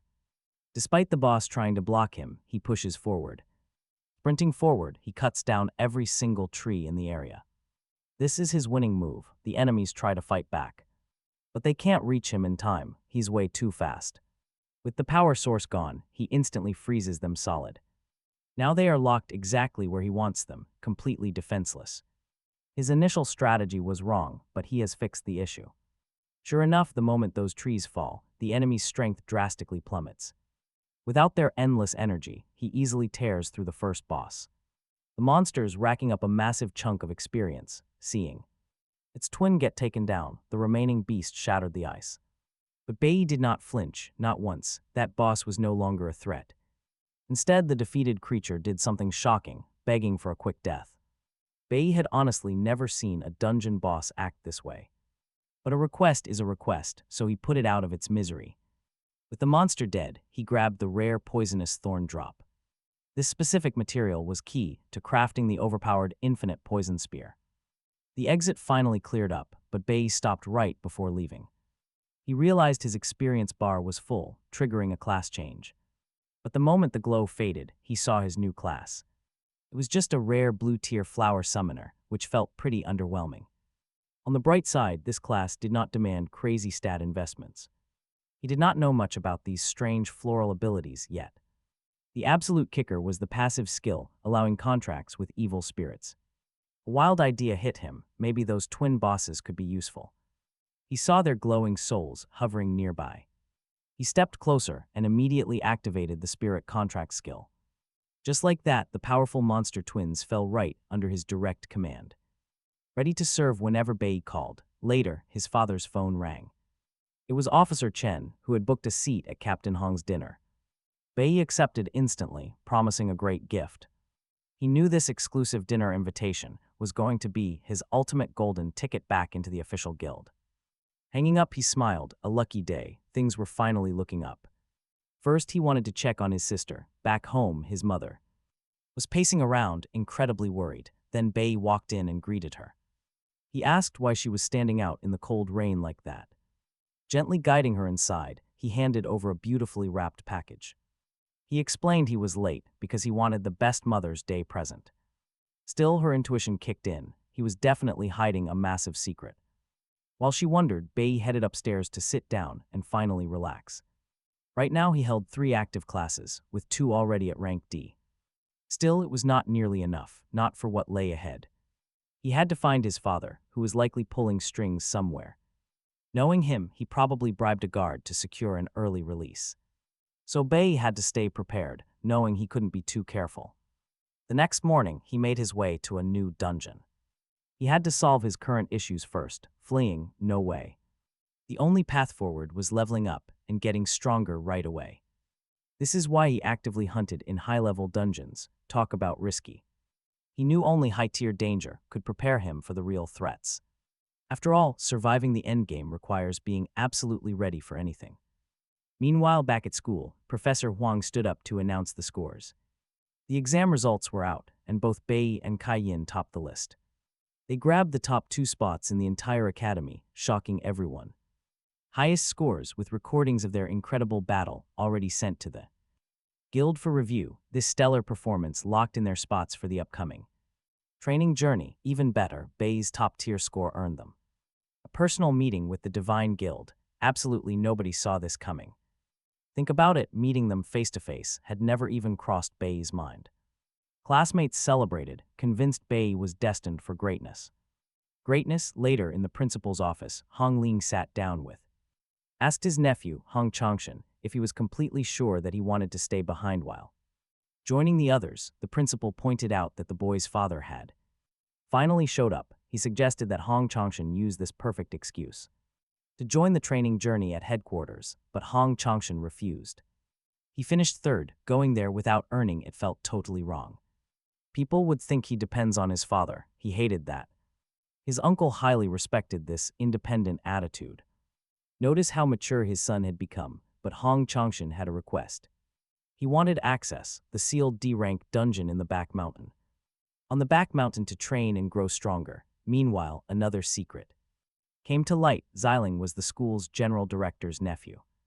And unlike Hong Changshan, Xiling begged his uncle, Director Zai Yunqing, to let him join the journey, whining that he was their family's sole heir. Director Zai Yunqing sighed. He knew his nephew was their last lineage, but the kid was way too reckless. He asked why Xiling had acted so foolishly during the combat simulation. He knew Xiling had tampered with the monster just to hurt the rookies, the higher-ups. Come on, the higher-ups are not blind. Thinking he would go unnoticed was pure delusion. As general director, he managed to cover up the mess this time, but warned Xiling that if they were not related, he would get kicked out. Hearing this cold truth, Xiling broke down completely. He wept, begging for mercy, but his uncle stayed cold as ice. Any excuses, explaining he only saved him because his reckless scheme actually proved somewhat useful. It turns out that because of Xiling's stunt, the higher-ups took notice of Bayi and now heavily suspect that there is something highly unusual about him. The general director admitted that Bayi's growth is completely impossible, which is why a guild elite wants to see him. He then agreed to let Xiling join the training journey, but he added a harsh warning. Stay in line, otherwise nobody can protect you. Xiling was thrilled to go to the guild. Since his last attempt to take down Bayi failed, he now had a second chance. Plus, Xiling wanted revenge. Also planned to settle scores with Hell and her crew. Meanwhile, Bayi's close friends were celebrating, getting an invite to the school's legendary guild was a huge deal, not some random handout. Normally, hopefuls endure grueling tests and get rejected anyway, but Bayi received a direct personal invitation. A rare honor like that only proved how special Bayi truly was, but Bayi remained dead silent. Bayi showed zero interest. He took the invitation he just received and tossed it directly into the trash right in front of everyone. Unsurprisingly, nobody could understand Bayi's attitude. He just turned around and walked away, leaving his classmates completely baffled. But the smartest kid in class already saw right through him. He noted that Bayi had no intention of joining anyone's squad. Looking at him, his goal was clearly to lead, not play follower. Once class let out, Bayi headed to the mountain behind the school. He had unlocked the rank D dungeons and knew he would be completely alone at night. Alongside him was Hong Chang, the guy who actually authorized his entry. Bayi planned everything beforehand, intending to face the dungeon entirely on his own. But Hong Chang refused to stay behind and play the passive observer. He wanted in on the action too. After all, Bayi had promised to help Hong Chang level up fast if he secured access to this specific dungeon. He just never expected to get passes to every rank D zone in school. Either way, both stepped inside, but Hong Chang immediately started struggling to fight. Bayi offered a hand, but Hong Chang pridefully shut him down. He claimed he could handle this alone. Watching him struggle, Bayi started reflecting. At this point, he still lacked the requirements needed to unlock the warrior tower. Since it was locked and he had cleared every other area, school dungeons remained his only viable option. There was simply nothing else left. He knew that as an awakener ranks up, leveling becomes an absolute grind. Once you hit rank D, progress slows down to a crawl. Seeing Hong Chang in real trouble, Bayi jumped in, which totally annoyed the guy. Even so, Hong Chang finally hit rank D. The breakthrough made him realize that training away from his family bodyguards was way more effective. Bayi also leveled up to rank C, confident his new stats could handle any trouble. When Bayi finally got back home, his mom immediately questioned him. She asked if he was seeing any girls. Bayi laughed it off, saying he was still just a middle schooler, but she pushed further, asking why his late return, but to her, liking someone is totally normal. She advised him to chase love fearlessly, or he would regret it forever. That advice made Bayi think there was only one girl who ever mattered to him. His former squadmate, Hyla. She used to constantly flirt with him during missions, but he always kept his distance, no matter how hard she tried. He only saw her as a trusted friend, as the squad leader. The duty was too serious to ever consider any romance. But watching her die right in front of him broke something inside. Rage consumed him. Back then, his master had saved him from execution, leading him to meet Hyla in the sacred capital, but now Bayi had No clue where she was. Finding her again in this timeline seemed nearly impossible. After all, he was the only one carrying memories of their past life. Even if they crossed paths, they would be total strangers now, or would they? What Bayi does not realize is that Hyla is closer than he thinks. She just got word that Bayi is completely ignoring her messages. And the entire guild, to Hyla, this just made things way more interesting. She realizes she must speak with Bayi face to face, finally his. Birthday arrives, his mother hands over his promised present, opening the box. Bayi finds a handwritten card inside the wrapping. He notices that the gift is a scarf, pretty strange, considering it is currently the middle of summer. He asks if she already knew he was heading to the sacred realm. She simply nods, explaining that the sacred realm gets incredibly cold, so he needs to bundle up. Now Bayi realizes his mother knew everything from the start. Hiding his plans was completely pointless. Even so, she gently reminds him that it is his birthday, suggesting he should invite some friends over to celebrate the special day. Bayi stubbornly insists he does not have any, but back at school, a massive surprise awaits. An old friend walks up with a wrapped present, an action figure of his favorite mech model. Right after, the class nerd steps up to hand over another package. Inside is the rare, original tape of Bayi's favorite old movie. He is genuinely impressed, remembering how they used to skip class in his past life just to watch these films. It is amazing that his classmate actually remembers that detail.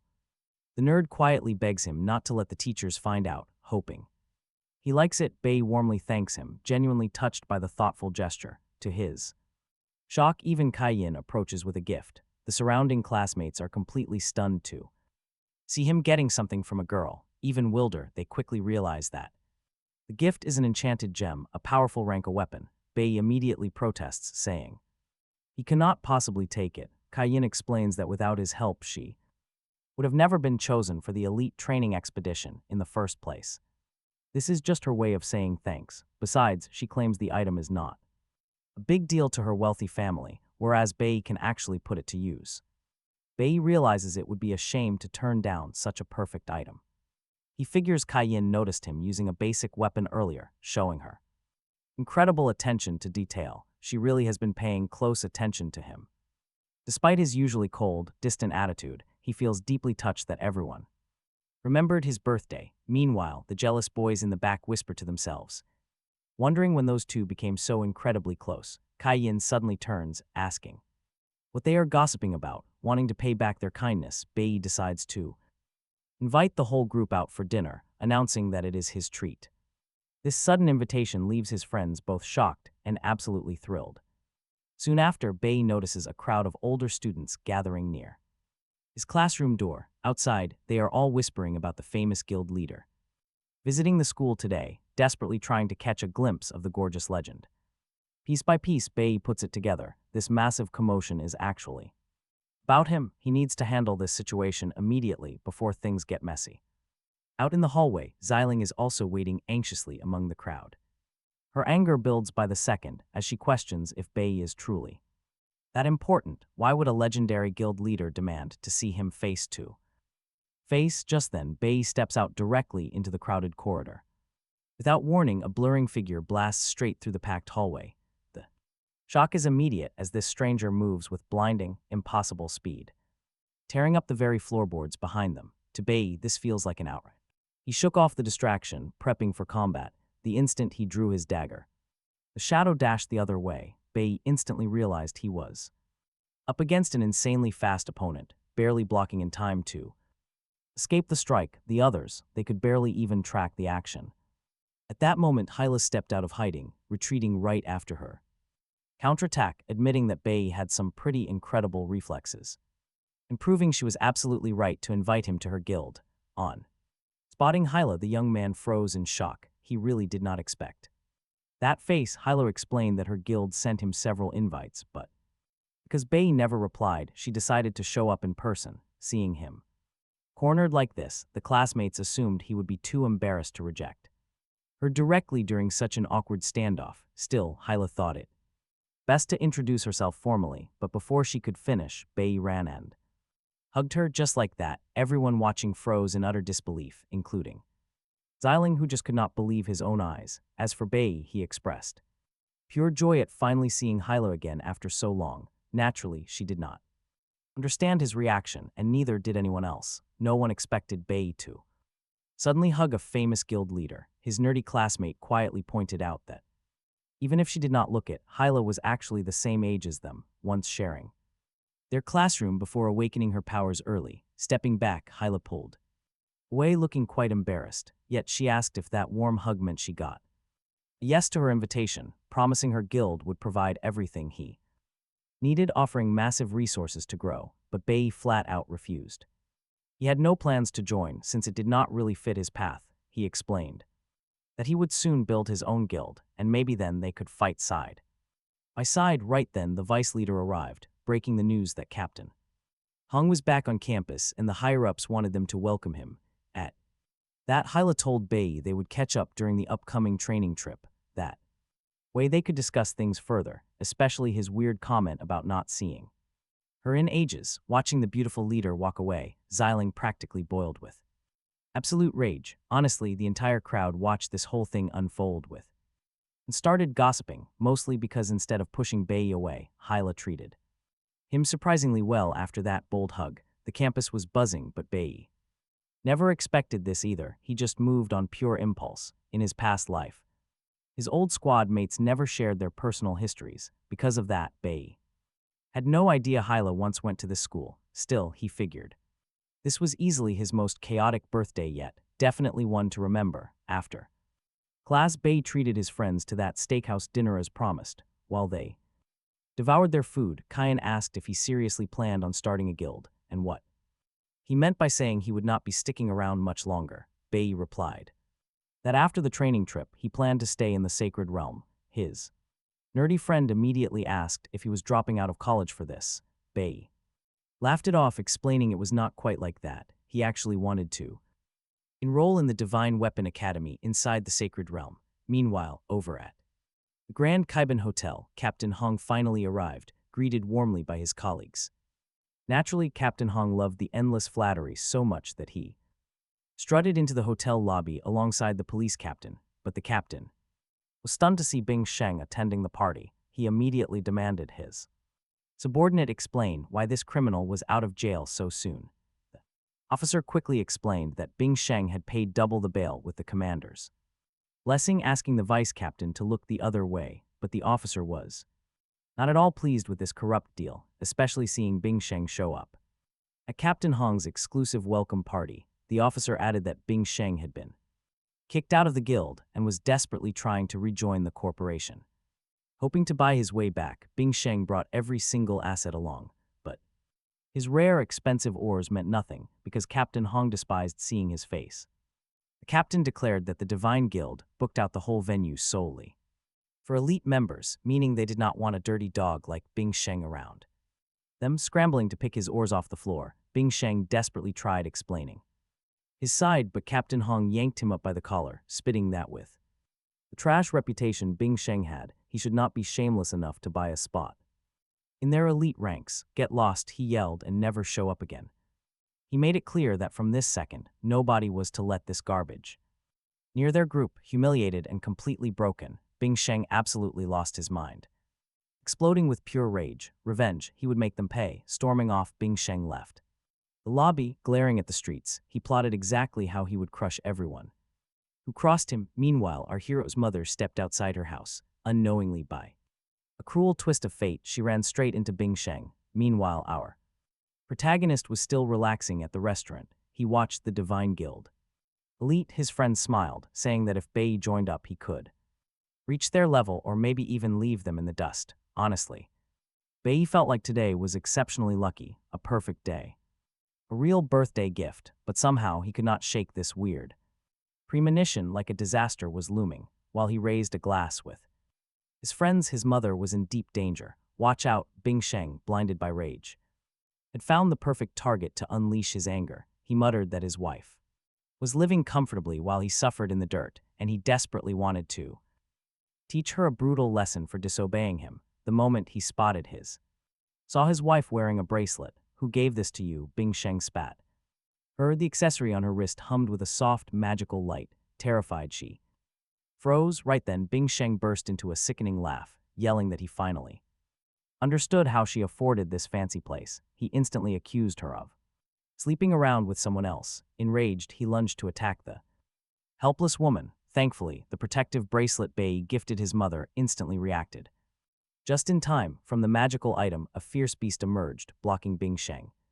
Harming her, it was the twin spirits our protagonist had previously subdued, now acting as loyal, invisible bodyguards for his mother.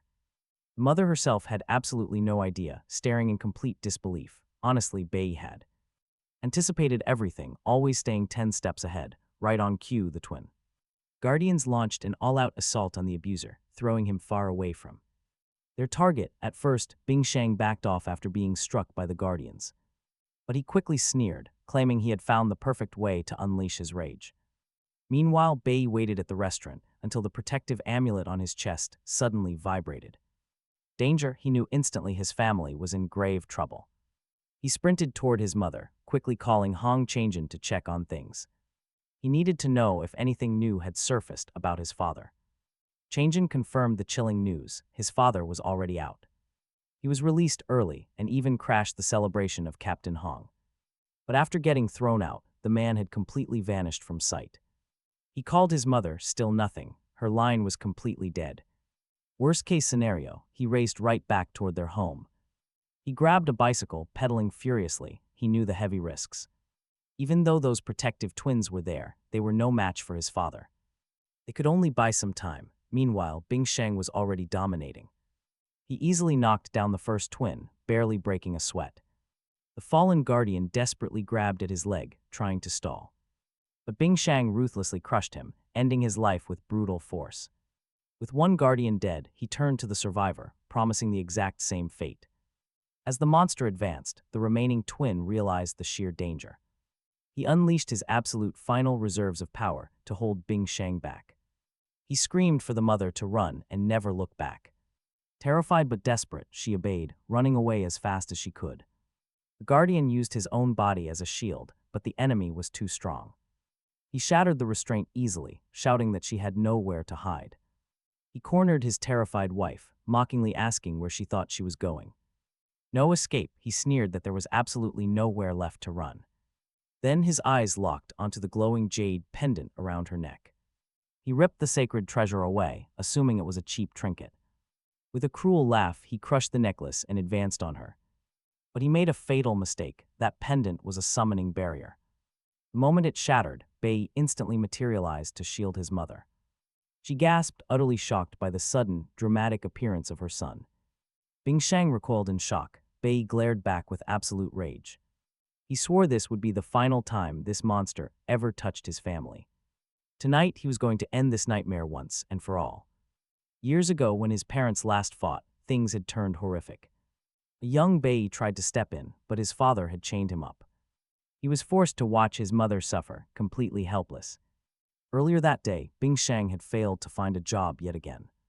He came home in a blind rage and immediately attacked his wife. The sheer trauma triggered something deep inside Bayi, a second awakening. He shattered his chains, desperate to save his mother from the beatings. Bingsheng turned on his own son, but Bayi was too angry to stop. Fueled by raw fury, the boy found the power to end their nightmare. But that was also the tragic day he lost both of his parents. He spent his first life completely alone, but this time around, he is determined to change his fate. He vows to never stand by helplessly when the people he loves are in danger. And right now, Bailing is realizing his target is no longer defenseless. Bailing is genuinely surprised by this arrival. Still, he quickly shrugs it off. In fact, he sees his son's arrival as the perfect chance to eliminate him too. Not a single ounce of fear, Bayi lunges forward with terrifying speed. The heavy hit forces Bailing back, but the pain is not what shocks him. He instantly recognizes the Kunwa blade in his son's hand. He demands to know who stole his weapon. Meanwhile, Bayi yells for the twins.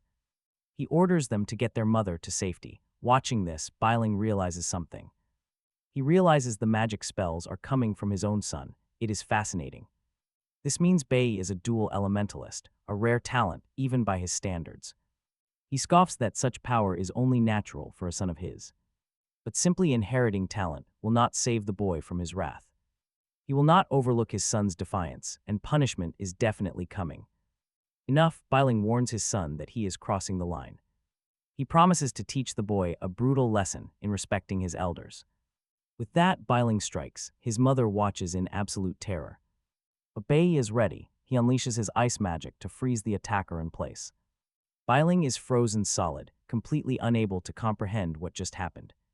Then Bayi drops a massive bombshell. He has more than just two classes.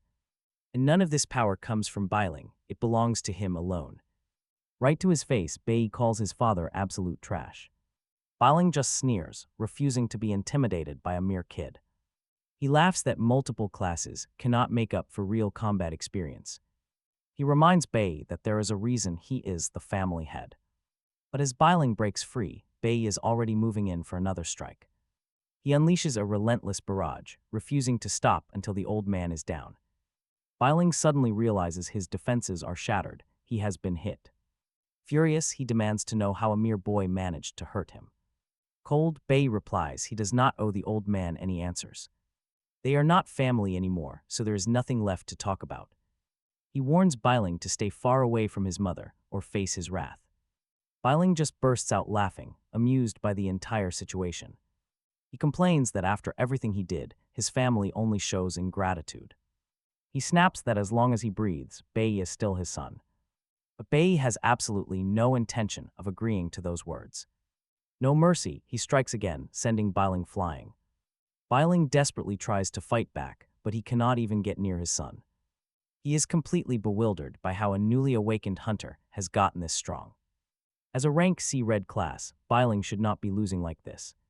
Bayi looks down at him, telling the old man he has zero chance. He warns Biling that trying to fight back at this point is completely pointless. Bayi points out that Biling always resorted to brutal violence. But the old man has never faced anyone who could actually fight back, unleashing his anger on defenseless people. Because of this, Bayi declared that a monster like Bing Sheng did not deserve to have a family. Furthermore, he added that Bing Sheng did not even deserve to be called a man. Consumed by rage, Bayi slammed his father's face directly into the hard ground. Bayi's mother watched the scene, completely stunned, having never seen her son act this way. Defeated, Bing Sheng begged the boy to reconsider, arguing that, above all, he was the one who raised Bayi from the very beginning, and the boy should at least respect the blood ties between them. But Bayi questioned whether those blood ties had ever stopped Bing Sheng from brutally beating his own family, calling the old man completely heartless. No matter how much they begged for mercy, he never showed any compassion. Instead, he always acted with extreme violence, never once pausing to reflect that he was destroying his own flesh and blood whenever Bing Sheng was around. They never had a single day of peace. He had absolutely no right to defend himself, since anyone who committed such acts simply did not deserve to have a family. Pinned to the dirt, Bing Sheng begged and apologized, claiming to finally see his mistakes, swearing never to repeat them again. But watching him grovel, Bayi remembered something from his past life. Back then, Bing Sheng had played this exact same card, facing defeat. Against his own son, he feigned repentance, but the moment Bayi let his guard down, he was attacked by him. This time, Bayi was not going to fall for the same trick twice. With his heart pounding, he knew there was only one way to end this. Suddenly, Bayi's mother tries to stop him from committing a horrible, irreversible act, but Bayi argues that there is only one way for a sinner to truly repent, and that is ensuring he never gets another chance to do wrong. Facing certain death, Bing Sheng frantically tries to negotiate, yet his desperate pleas are useless, as Bayi stands completely firm in his dark resolve. He channels his freezing ice powers and completely silences the old man. Bayi realizes he has come too far to hesitate now, but suddenly he hears his mother's trembling voice begging him to stop. The guardian beast had lent its power to help her speak. Through it, she begs her son not to become a heartless monster like his father. She argues that Bing Sheng already lost his most precious possession, his pride. He will live in bitter regret for the rest of his days, and that alone is punishment enough. She adds that she cannot bear to see her beloved son turn into a heartless monster, which is exactly what will happen if he takes a life today. Plus, she refuses to visit her own son in prison, because that is where he will end up. Bayi is finally swayed, but he still vows to stop the old man. He decides to activate a powerful and completely forbidden ability known simply as Judgment. Striking Bing Sheng with this, Bayi manages to permanently block his awakened powers. From that moment on, Bing Sheng becomes nothing more than an ordinary powerless human. Bayi coldly orders him to leave the city and never show his face again. He warns that if the old man ever disobeys and tries to creep back to his mother, the guardian beast will destroy him. On top of that, if the old man dares to commit any hostile act, he will pay. He will show absolutely no mercy, even if he ends up behind bars. Bailing must submit. Not long after, Bayi is finally back at home, trusting the twin guardians to keep his mother safe from harm. Bayi knows he made it just in time to rescue her. Otherwise, disaster was guaranteed, but she gently insists she is fine. Still, Bayi remains uneasy. He must craft another protective pendant. She softly thanks her boy, but then he freezes in shock. Her voice has returned. This is not the spiritual entity speaking. It is his own mother. She cannot explain this miracle. The guardian spirit reveals he mended an old wound, causing her silence. Later on, the guardian asks if Bayi is really leaving. Will he actually abandon her after everything they survived? Bayi explains the rent is handled once he gets enough cash. He will buy the whole building. He prepared a replacement charm. But the twins must protect her full time while he is gone. She already knows he is leaving her for a very good cause. But she has no clue about his memories of a past life. Deep down, Bayi still carries an unforgiving, cold rage. He remembers the tragedy that destroyed his old comrades. That is why he must enter the dangerous sacred realm. Only there will he find vengeance. Arriving much earlier this time gives him a massive, decisive advantage. Survival is not guaranteed, and his success is a complete gamble. Regardless, he is fully prepared to risk everything and cross over. Walking through the city, his mother suddenly remembers her prayers. Every single year on the first summer full moon, the grand mage of the flower goddess temple visits Chushi City. Bayi forgot. His own mother was such a dedicated follower. He says nothing about his imminent departure, choosing to slip away in absolute silence. Let's face it, painful goodbyes are the one thing he truly sucks at. Soon after, Bayi's close friend receives incredible news. The delicate corrective surgery was a massive success. His parents weep with relief, though the stubborn boy shrugs it off as no big deal. But his mother scolds him. Major operations are never simple. She orders him to rest, but the young man is restless. He hated being stuck in bed while his friends were preparing to leave. A farewell was all he wanted. The next morning, Chi-Yin's mother bids her goodbye, warning her not to let her father work late. A school official reminds parents the trip is only 15 days. There is absolutely no need for such emotional, highly dramatic farewells. Meanwhile, Bayi waits for the train entirely alone.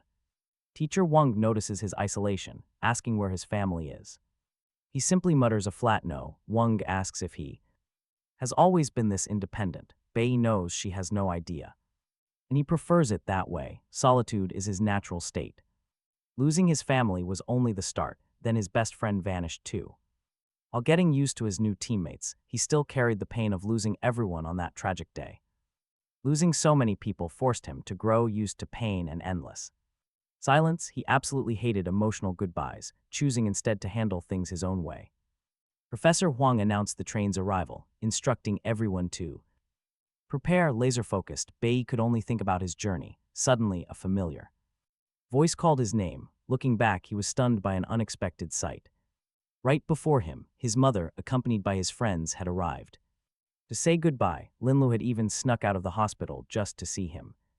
Warning that he would be in trouble if his parents found out, Bayi scolded his nerdy friend, reminding him that he needed to recover from surgery. Linlu insisted he was fine, but admitted his worry had brought him there too. Advised Bayi to stay safe. His friends, showing real affection, made sure to pack clothes and warm food for him. Even the class representative expressed her happiness seeing how much everyone cared. Bayi's mother also brought a gift, a protective bracelet from the goddess temple, stating that it would protect him. She explained that since her son had once given her a gift, she wanted to return the favor with something to aid him on his dangerous journey.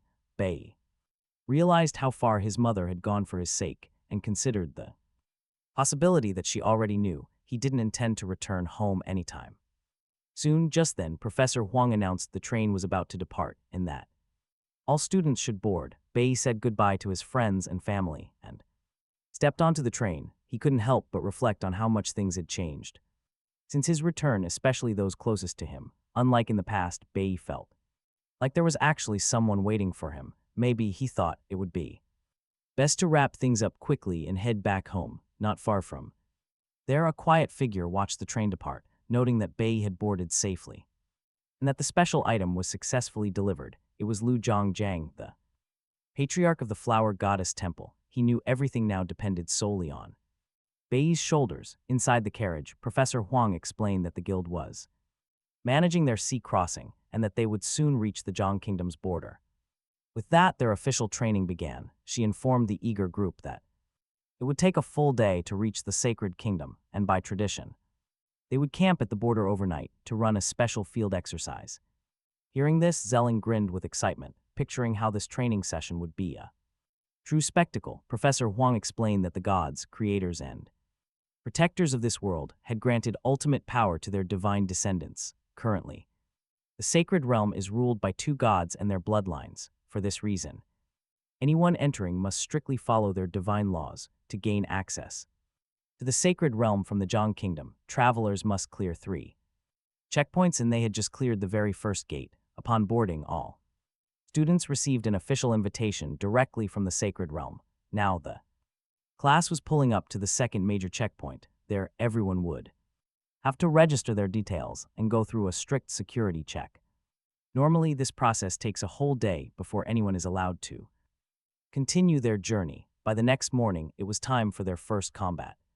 Training on the coastal border of the Zhang Kingdom, Kai Yin spots the main character wearing a brand new outfit and comments that he looks older. Some girls walk up, recognizing him as the young man who turned down the Academy's Supreme Guild. Finding Bayi incredibly handsome, they try to strike up a conversation. These senior students already know his name because of local rumors. But Bayi has zero interest. He completely ignores them and walks away, leaving them talking to themselves. To him, the beasts of the desolate land are way too weak to help him rank up, slowing his overall level progress. Right then, an arrogant senior student walks up, bragging that he used to be the top student back in his day, claiming that slaying the monsters around here is child's play. His name is Zhang Jun, and he brags that actual life-or-death combat is on a whole different level. Hearing this, the girls instantly shift their focus, throwing all their charm at Zhang Jun because Bayi easily sees they just want protection. Meanwhile, Professor Hang steps in, reminding everyone that they are the absolute elite of the academy. She orders them to stick strictly to the designated training grounds, avoid going off alone, and head back to camp to finish up by 8 in the evening. Feeling confident, Zhang Jun claims he knows the drill by heart and heads off with the two girls. Zelling is also fired up, wearing a sly look like someone planning pure mischief. Meanwhile, in the sacred sanctuary, Captain Hung arrives at a secret base where an ally tells him that Captain Shannon is already waiting inside. The vice leader of the Supreme Guild considers it a massive honor to share a train with the captain, especially since it means they bypass all the annoying checkpoints. In response, the captain orders Hong Chengzhen to wait behind with the squad, leaving the young man with no choice but to follow orders. Back in the wilderness, Zhang Jun is busy showing off his skills, much to the delight of his adoring teammates. Meanwhile, Bayi stays completely focused on his own training, realizing he needs much tougher opponents to trigger a real breakthrough, which are nowhere to be found here. Besides, beating weak small fry is just a waste of his energy. But check this out, Zhang Jun gets blindsided and smashed by a beast far stronger than him. Left bleeding, he receives zero help from his panicked companions, who completely freeze up in terror. At that moment, Bayi becomes the monster's next target. Unlike the cowards around him, he has no plans of running, shattering the beast in one blow. He looks down on the fallen beast so much, he does not even care to collect the loot. This place is useless. There is nothing here worthy of his skills, and decides to search for a truly dangerous foe. Later on, he stumbles upon a cluster of magic crystals, but he notices they once held massive energy, usually forming only in deep monster territories or dense beast habitats. Strangely, the power inside these crystals is completely drained, suggesting something harvested them a long time ago. Even the surrounding trees look entirely lifeless and decayed. He wonders what kind of terrifying beast could absorb such massive amounts of energy. Keeping on, he eventually reaches the absolute end of the trail. Inspecting the ground closely, he discovers a very strange flask lying on the ground. An inscription carved onto the glass indicates exactly who it belongs to. At Xiang Industries, night falls, signaling the end of their intense training. Professor Hang prepares dinner for the students, using the meat of hunted beasts. She explains that training simulates wilderness survival, where finding food is essential. Some students hesitate to eat monster meat, but others dig right in. That is when they notice Bayi still has not returned to camp. Qian is impressed, praising Professor Hang for mastering both theory and practice. Wang reveals that before teaching, Professor Hang trained for the Divine Guild. Unfortunately, she was not deemed strong enough to pass their grueling test.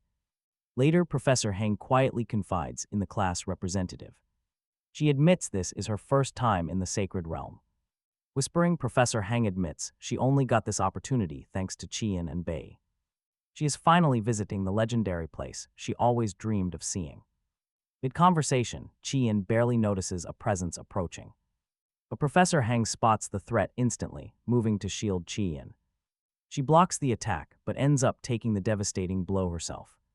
Qian watches in horror as blood spills, sending the students into panic. Chaos erupts as everyone tries to comprehend what just hit them. Nearby, Bayi sprints back to camp as fast as his legs can carry him. He just discovered a powerful demonic beast is running loose in the area. But he is too late. Professor Hang has already been caught completely off guard. Bleeding, Professor Hang screams for the students to run to the nearest guild. She must distract this rank B demonic beast while the kids escape.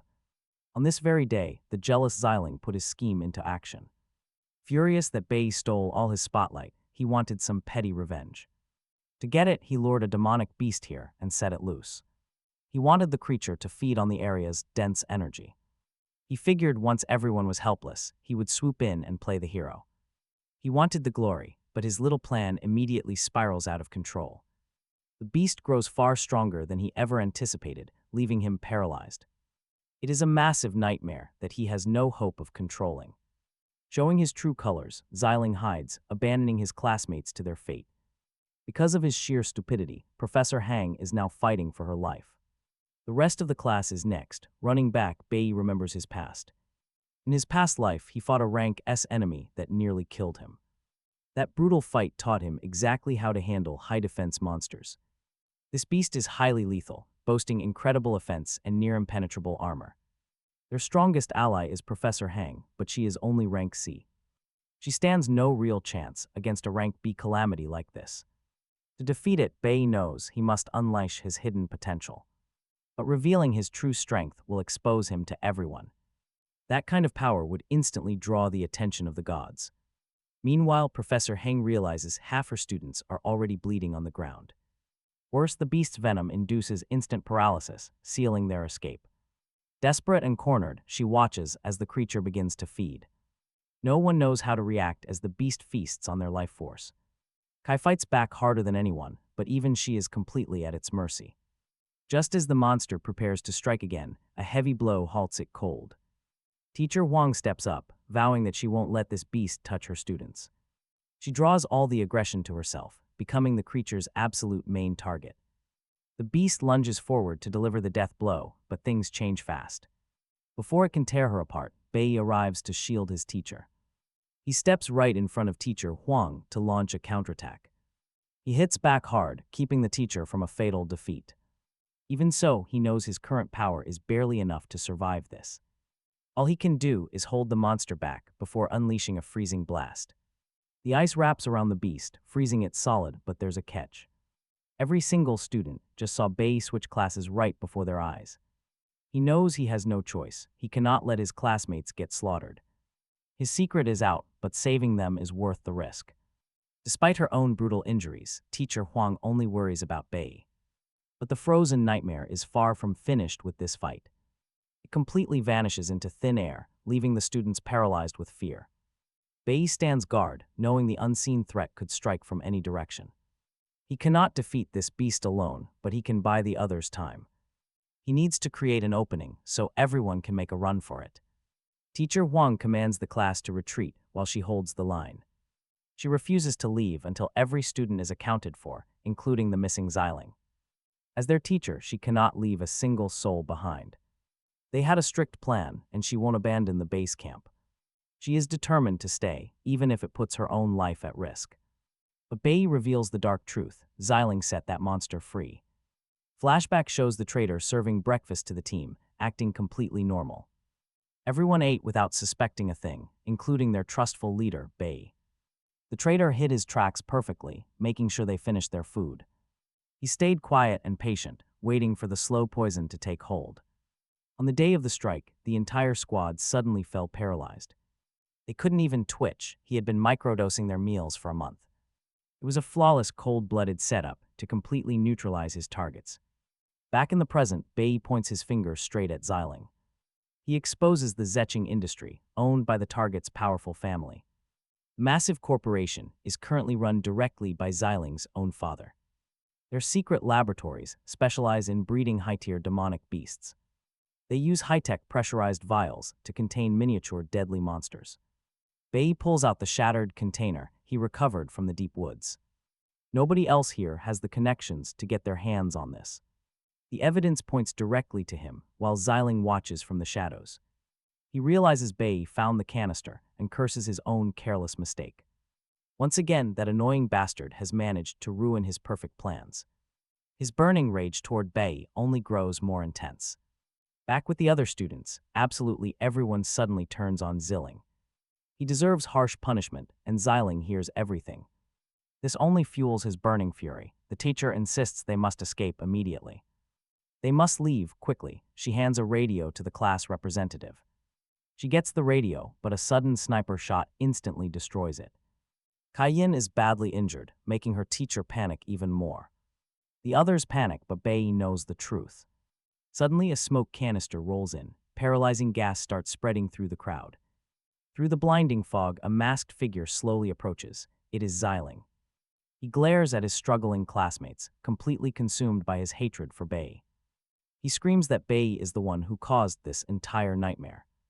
Bayi turned everyone against his family, so nobody gets to leave alive.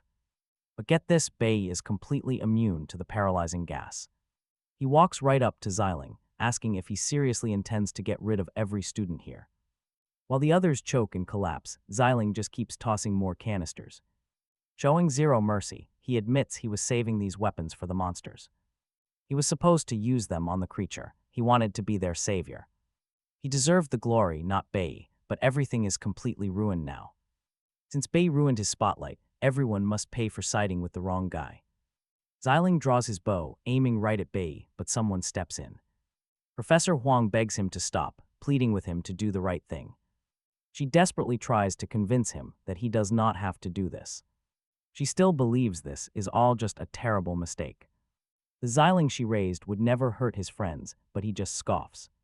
He coldly snaps back that it is too late to turn back now. The teacher feels her limbs growing heavy, realizing she will soon pass out. Bayi suddenly cuts his hand to focus through the pain. He agrees that Xiling is right about one thing: there is indeed no going back. He tells the traitor that no amount of self-pity can excuse his monstrous actions. Absolutely nothing justifies trying to slaughter his own classmates.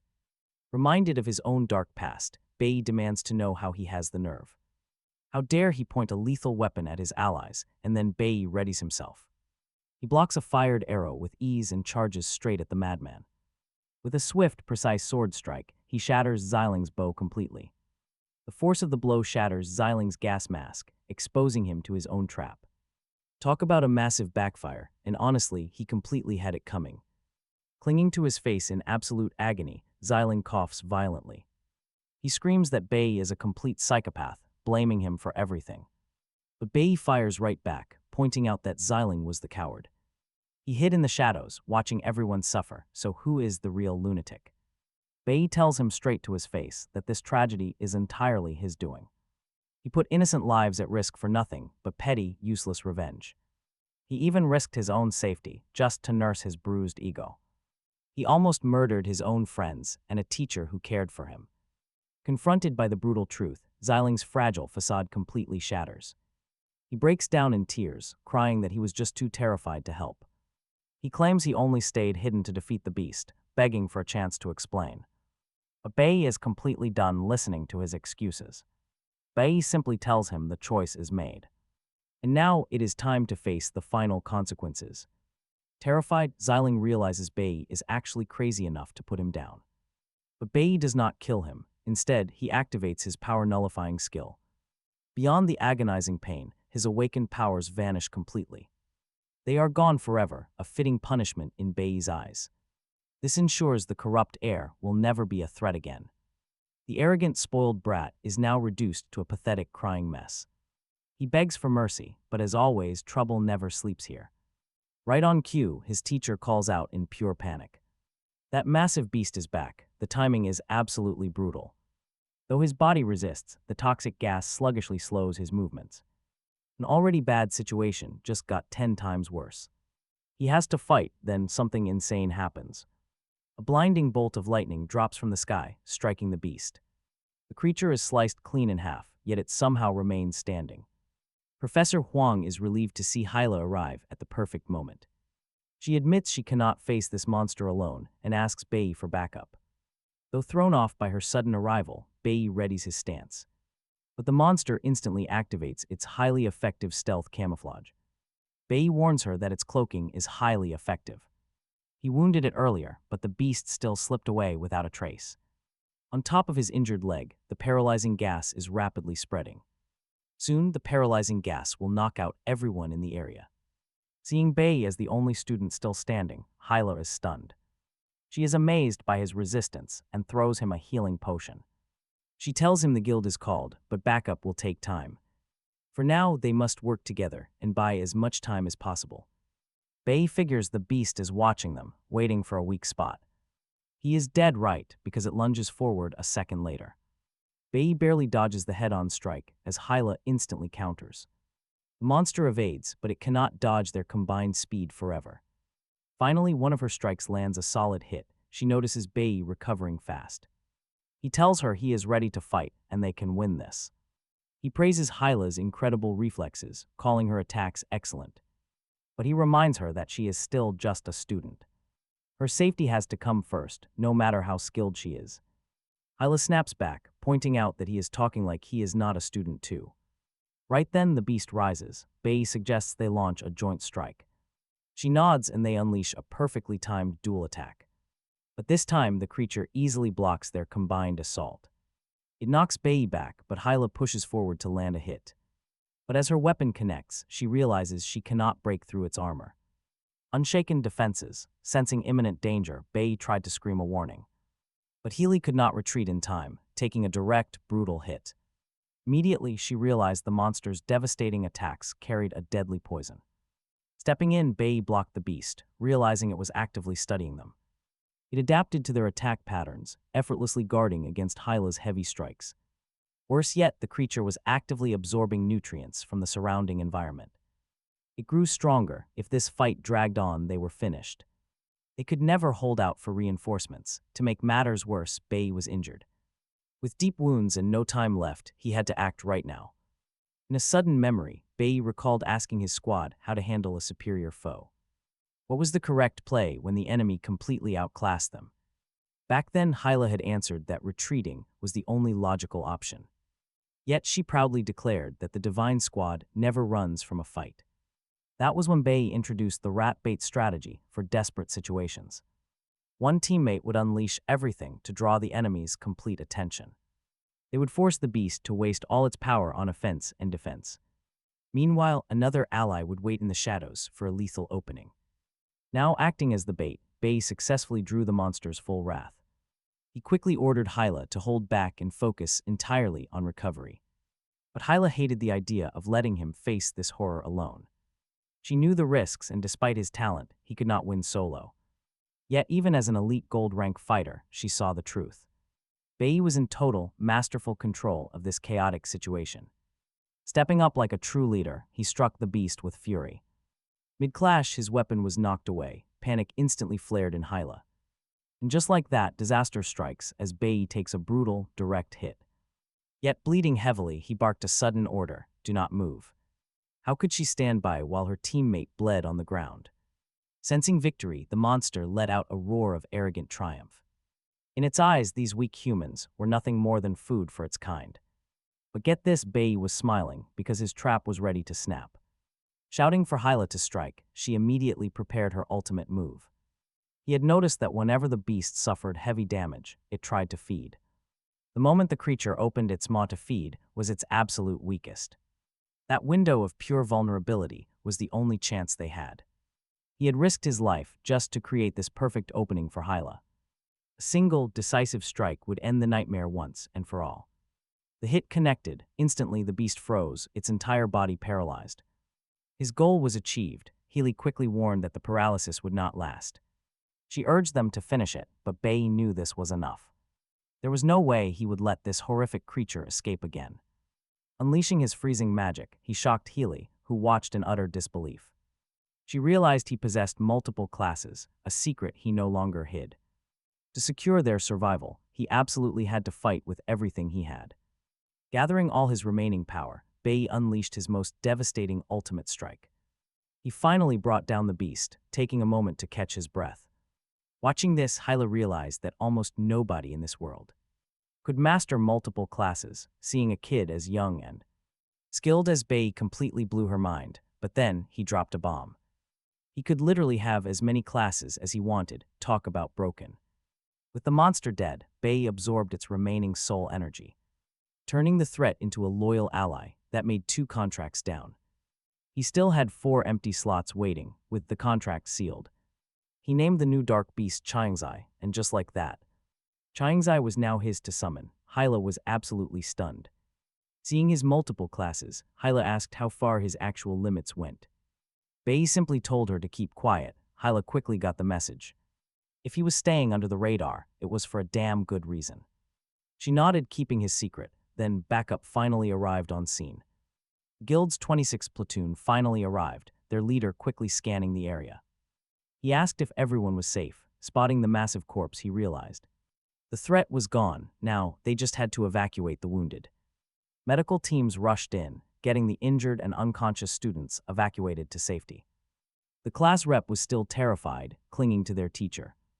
Meanwhile, the commander muttered that a beast of this size would challenge even veteran squads, yet these 2 young students handled it all alone. He finally understood why both were called geniuses. Once Yoongjun and the girls woke up, they immediately thanked Bayi for everything. Yoongjun even admitted that he would be dead without him. Nearby, Hyla was getting treated by a healer, who kept asking why she had blindly charged into battle all alone. Hyla just shrugged it off, telling them everything was fine. One teammate laughed, saying they should never doubt their legendary leader. After all, she was their resident genius and always knew what she was doing. But Hyla knew the truth. She was not the one who saved the day. So she decided right then to keep his secret safe from everyone. After all, Bayi was a total mystery. With the rescue complete, the students were finally safe. Meanwhile, deep in the dark woods, Xiling was running for his life from his own unleashed monster. He kept telling himself he only let it go to hunt the others, keeping it off his own back, but things are about to go horribly wrong. Xiling was about to get a brutal lesson in trying to control monsters. Later on, the class got back on the train. Bayi used the travel time to analyze his newly captured beast more deeply. Meanwhile, the supervisor was sending a full report of the battle to the higher-ups. This made Bayi realize they were being watched 24/7, keeping a low profile, while secretly building his strength was going to be way harder from now on. Regardless of the danger, the train finally pulled into the long-awaited Sheni Kingdom. They had officially entered the Divine Realm, arriving right at the campus. He anxiously waited to see what lay ahead, knowing this was the richest country around. Stark contrast, the difference between here and his humble homeland was pretty glaring. The campus director welcomed the arriving students, offering to guide them personally. They would soon tour the Divine Weapon Academy, a place Bayi knew quite well. His enemy trained here. This grand school was where the monster had graduated. He figured the guy was still around, and he could barely contain his anticipation. A real showdown. Soon, they were led to a massive stone statue. It depicted Cadmus Thebes, one of the 5 legendary creator gods of this world. To most students, this ancient god was a true idol. His descendants held absolute power and an unmatched reputation here. Everyone revered them simply for carrying the actual bloodline of a god. The director explained that Cadmus Thebes had once slain a demonic dragon. Following that legendary victory, he founded both the Guild of Gods and this school. This made the Divine Soldiers Academy the most prestigious place on Earth. A massive privilege, but the real work started right now. Every single student had to push past their physical limits daily. Besides reaching at least rank B, they faced a brutally tough entrance exam. A truly rigorous test. For most, hitting rank B took a lifetime. It was a level almost impossible for normal people to reach. Rare talent, only a tiny handful of young awakened ones ever made it. They were hailed as geniuses, and as you can guess, Bayi knew this all too well. Yet his sworn enemy had easily graduated here, proving his absurd power. Meet Chris. He was introduced years ago as their squad's newest member. The recruiter who brought him in wanted everyone to know his background. He claimed Chris was easily the absolute best graduate of his year. Knowing this, Bayi knew he had to grow stronger as fast as possible. To stand even a slight chance, he needed to reach rank B immediately. He did not care about the Academy's grand reputation or shiny titles. He only wanted enough raw strength to finally carry out his revenge. Watching him train, Chien realized she could not afford to fall behind. If she wanted to keep up with his relentless pace, she had to work harder. Just then, a middle-aged man approached her with a serious look. He asked why she had arrived here without visiting her own father first. Stunned, Chien stood there, feeling a sudden rush of deep embarrassment. The school official quickly bowed, greeting the newcomer as Secretary General Chen. Chen softly explained that her father had collapsed from overwork, but kept it quiet. He believed Chien needed to go visit him right away. No delays, Chien quickly arranged some transportation to Lev. The surrounding students started whispering, wondering what kind of family she came from. Suddenly, a sleek, incredibly luxurious limousine pulled up. Honestly, seeing a ride like that would make anyone pretty jealous. The doors opened and several older academy students stepped out. The director scowled, immediately calling them out for arriving so late. One student shrugged, claiming their nightly training kept them busy. Clearing out monster layers overnight was just standard routine for them. After a grueling training session he overslept, the director explains that this joint training program actually involves several different countries. And schools, it turns out these new arrivals are elite locals from the Sheni Kingdom, and the visitors are pretty damn impressed. But that admiration goes one way, the local elites barely look at them. At all, their group leader even mutters that these tourists are probably just low-class commoners who do not deserve their attention whatsoever. Naturally, the visitors feel instantly insulted by the blatant disrespect. Even Professor Hang thinks this attitude is way too much, but the arrogant student leader just laughs and sneers. Calling them a pathetic pack of clueless country bumpkins, he boasts that unlike them, he and his crew belong to the highest noble families of Sheni Kingdom. Naturally, their training resources are on a whole different level. Since they belong to a special private class, only 5 students exist in their entire school, and the academy spares absolutely no expense. For them, of course, regular commoners could never understand such privilege. The leader boasts that he is guaranteed to enter the prestigious Divine Weapon Academy soon. He backs up his massive ego by pointing out that even though he is just a high school sophomore, he is already nearly rank B. That is exactly why they got this VIP, early invitation to tour the campus, making him wonder why these nobodies are even here. But one of Hilo's allies snaps, telling them they can easily hold their own against anyone, but the arrogant noble leader just scoffs with total superiority, declaring that his team just easily conquered a rank D dungeon on their first try, so losing to weaklings is literally impossible. Another noble sneers that a pathetic pack of commoners should not even stand near high-tier dungeon. According to her, arguing is pointless since they would not even comprehend the difficulty. In her eyes, simple commoners cannot possibly grasp the language of real nobility. She keeps going on about how they are born to lead, while people like them only exist to serve the strong. Meanwhile, Bayi just quietly watches, reflecting on how the title of Divine Blessed is the absolute highest peak a commoner can reach without having holy blood. He held that very status. In his past life, but in the end, totally worthless. Since the gods he served abandoned him, suddenly a flying object screams across the sky. Several students instantly recognize its sleek design as the exclusive transport of the legendary divine race. Itself, what are they doing here? A man steps out and calls out, everyone is here, it seems. Shock waves hit the crowd. It is Linfeng, the famed. Blessed from the infamous thieves' family, he immediately asks if Bayi is among. The crowd, the snobbish elites whisper, who is Bayi? Anyway, Bayi stays dead silent, but Linfeng already knows him well. He knows Bayi cleared that rank D dungeon completely solo during the entrance test, making him desperate to meet him, adding that the legendary thieves' family was seriously impressed with the young man's skills. Linfeng drops the news that they are holding a massive hunting competition. Bayi is invited as a VIP. The arrogant students are completely speechless over this crazy invitation. Without wasting time, Linfeng tells Bayi to tag along immediately. But get this, 100 years ago, the world was shattered when endless waves of overpowered demonic monsters emerged. 5 legendary gods descended to Earth, protecting humanity and wiping out the deadliest beasts. Thanks to this divine rescue, the human world survived. Since that day, humanity built a massive faith and started worshipping these gods to keep on protecting everyone. The deities stayed, sharing their knowledge. Godlike powers, they wrote new laws and raised unstoppable armies to fight the monsters. They even had children with humans, creating a brand new bloodline of demigods. They call them the divine race. Every kid grows up learning this legendary history. But Bayi, he does not buy a single word of these godly tales. He stays completely calm, while his classmates desperately beg for a chance to go with Linfeng, bragging that they are noble elites, unlike the commoners.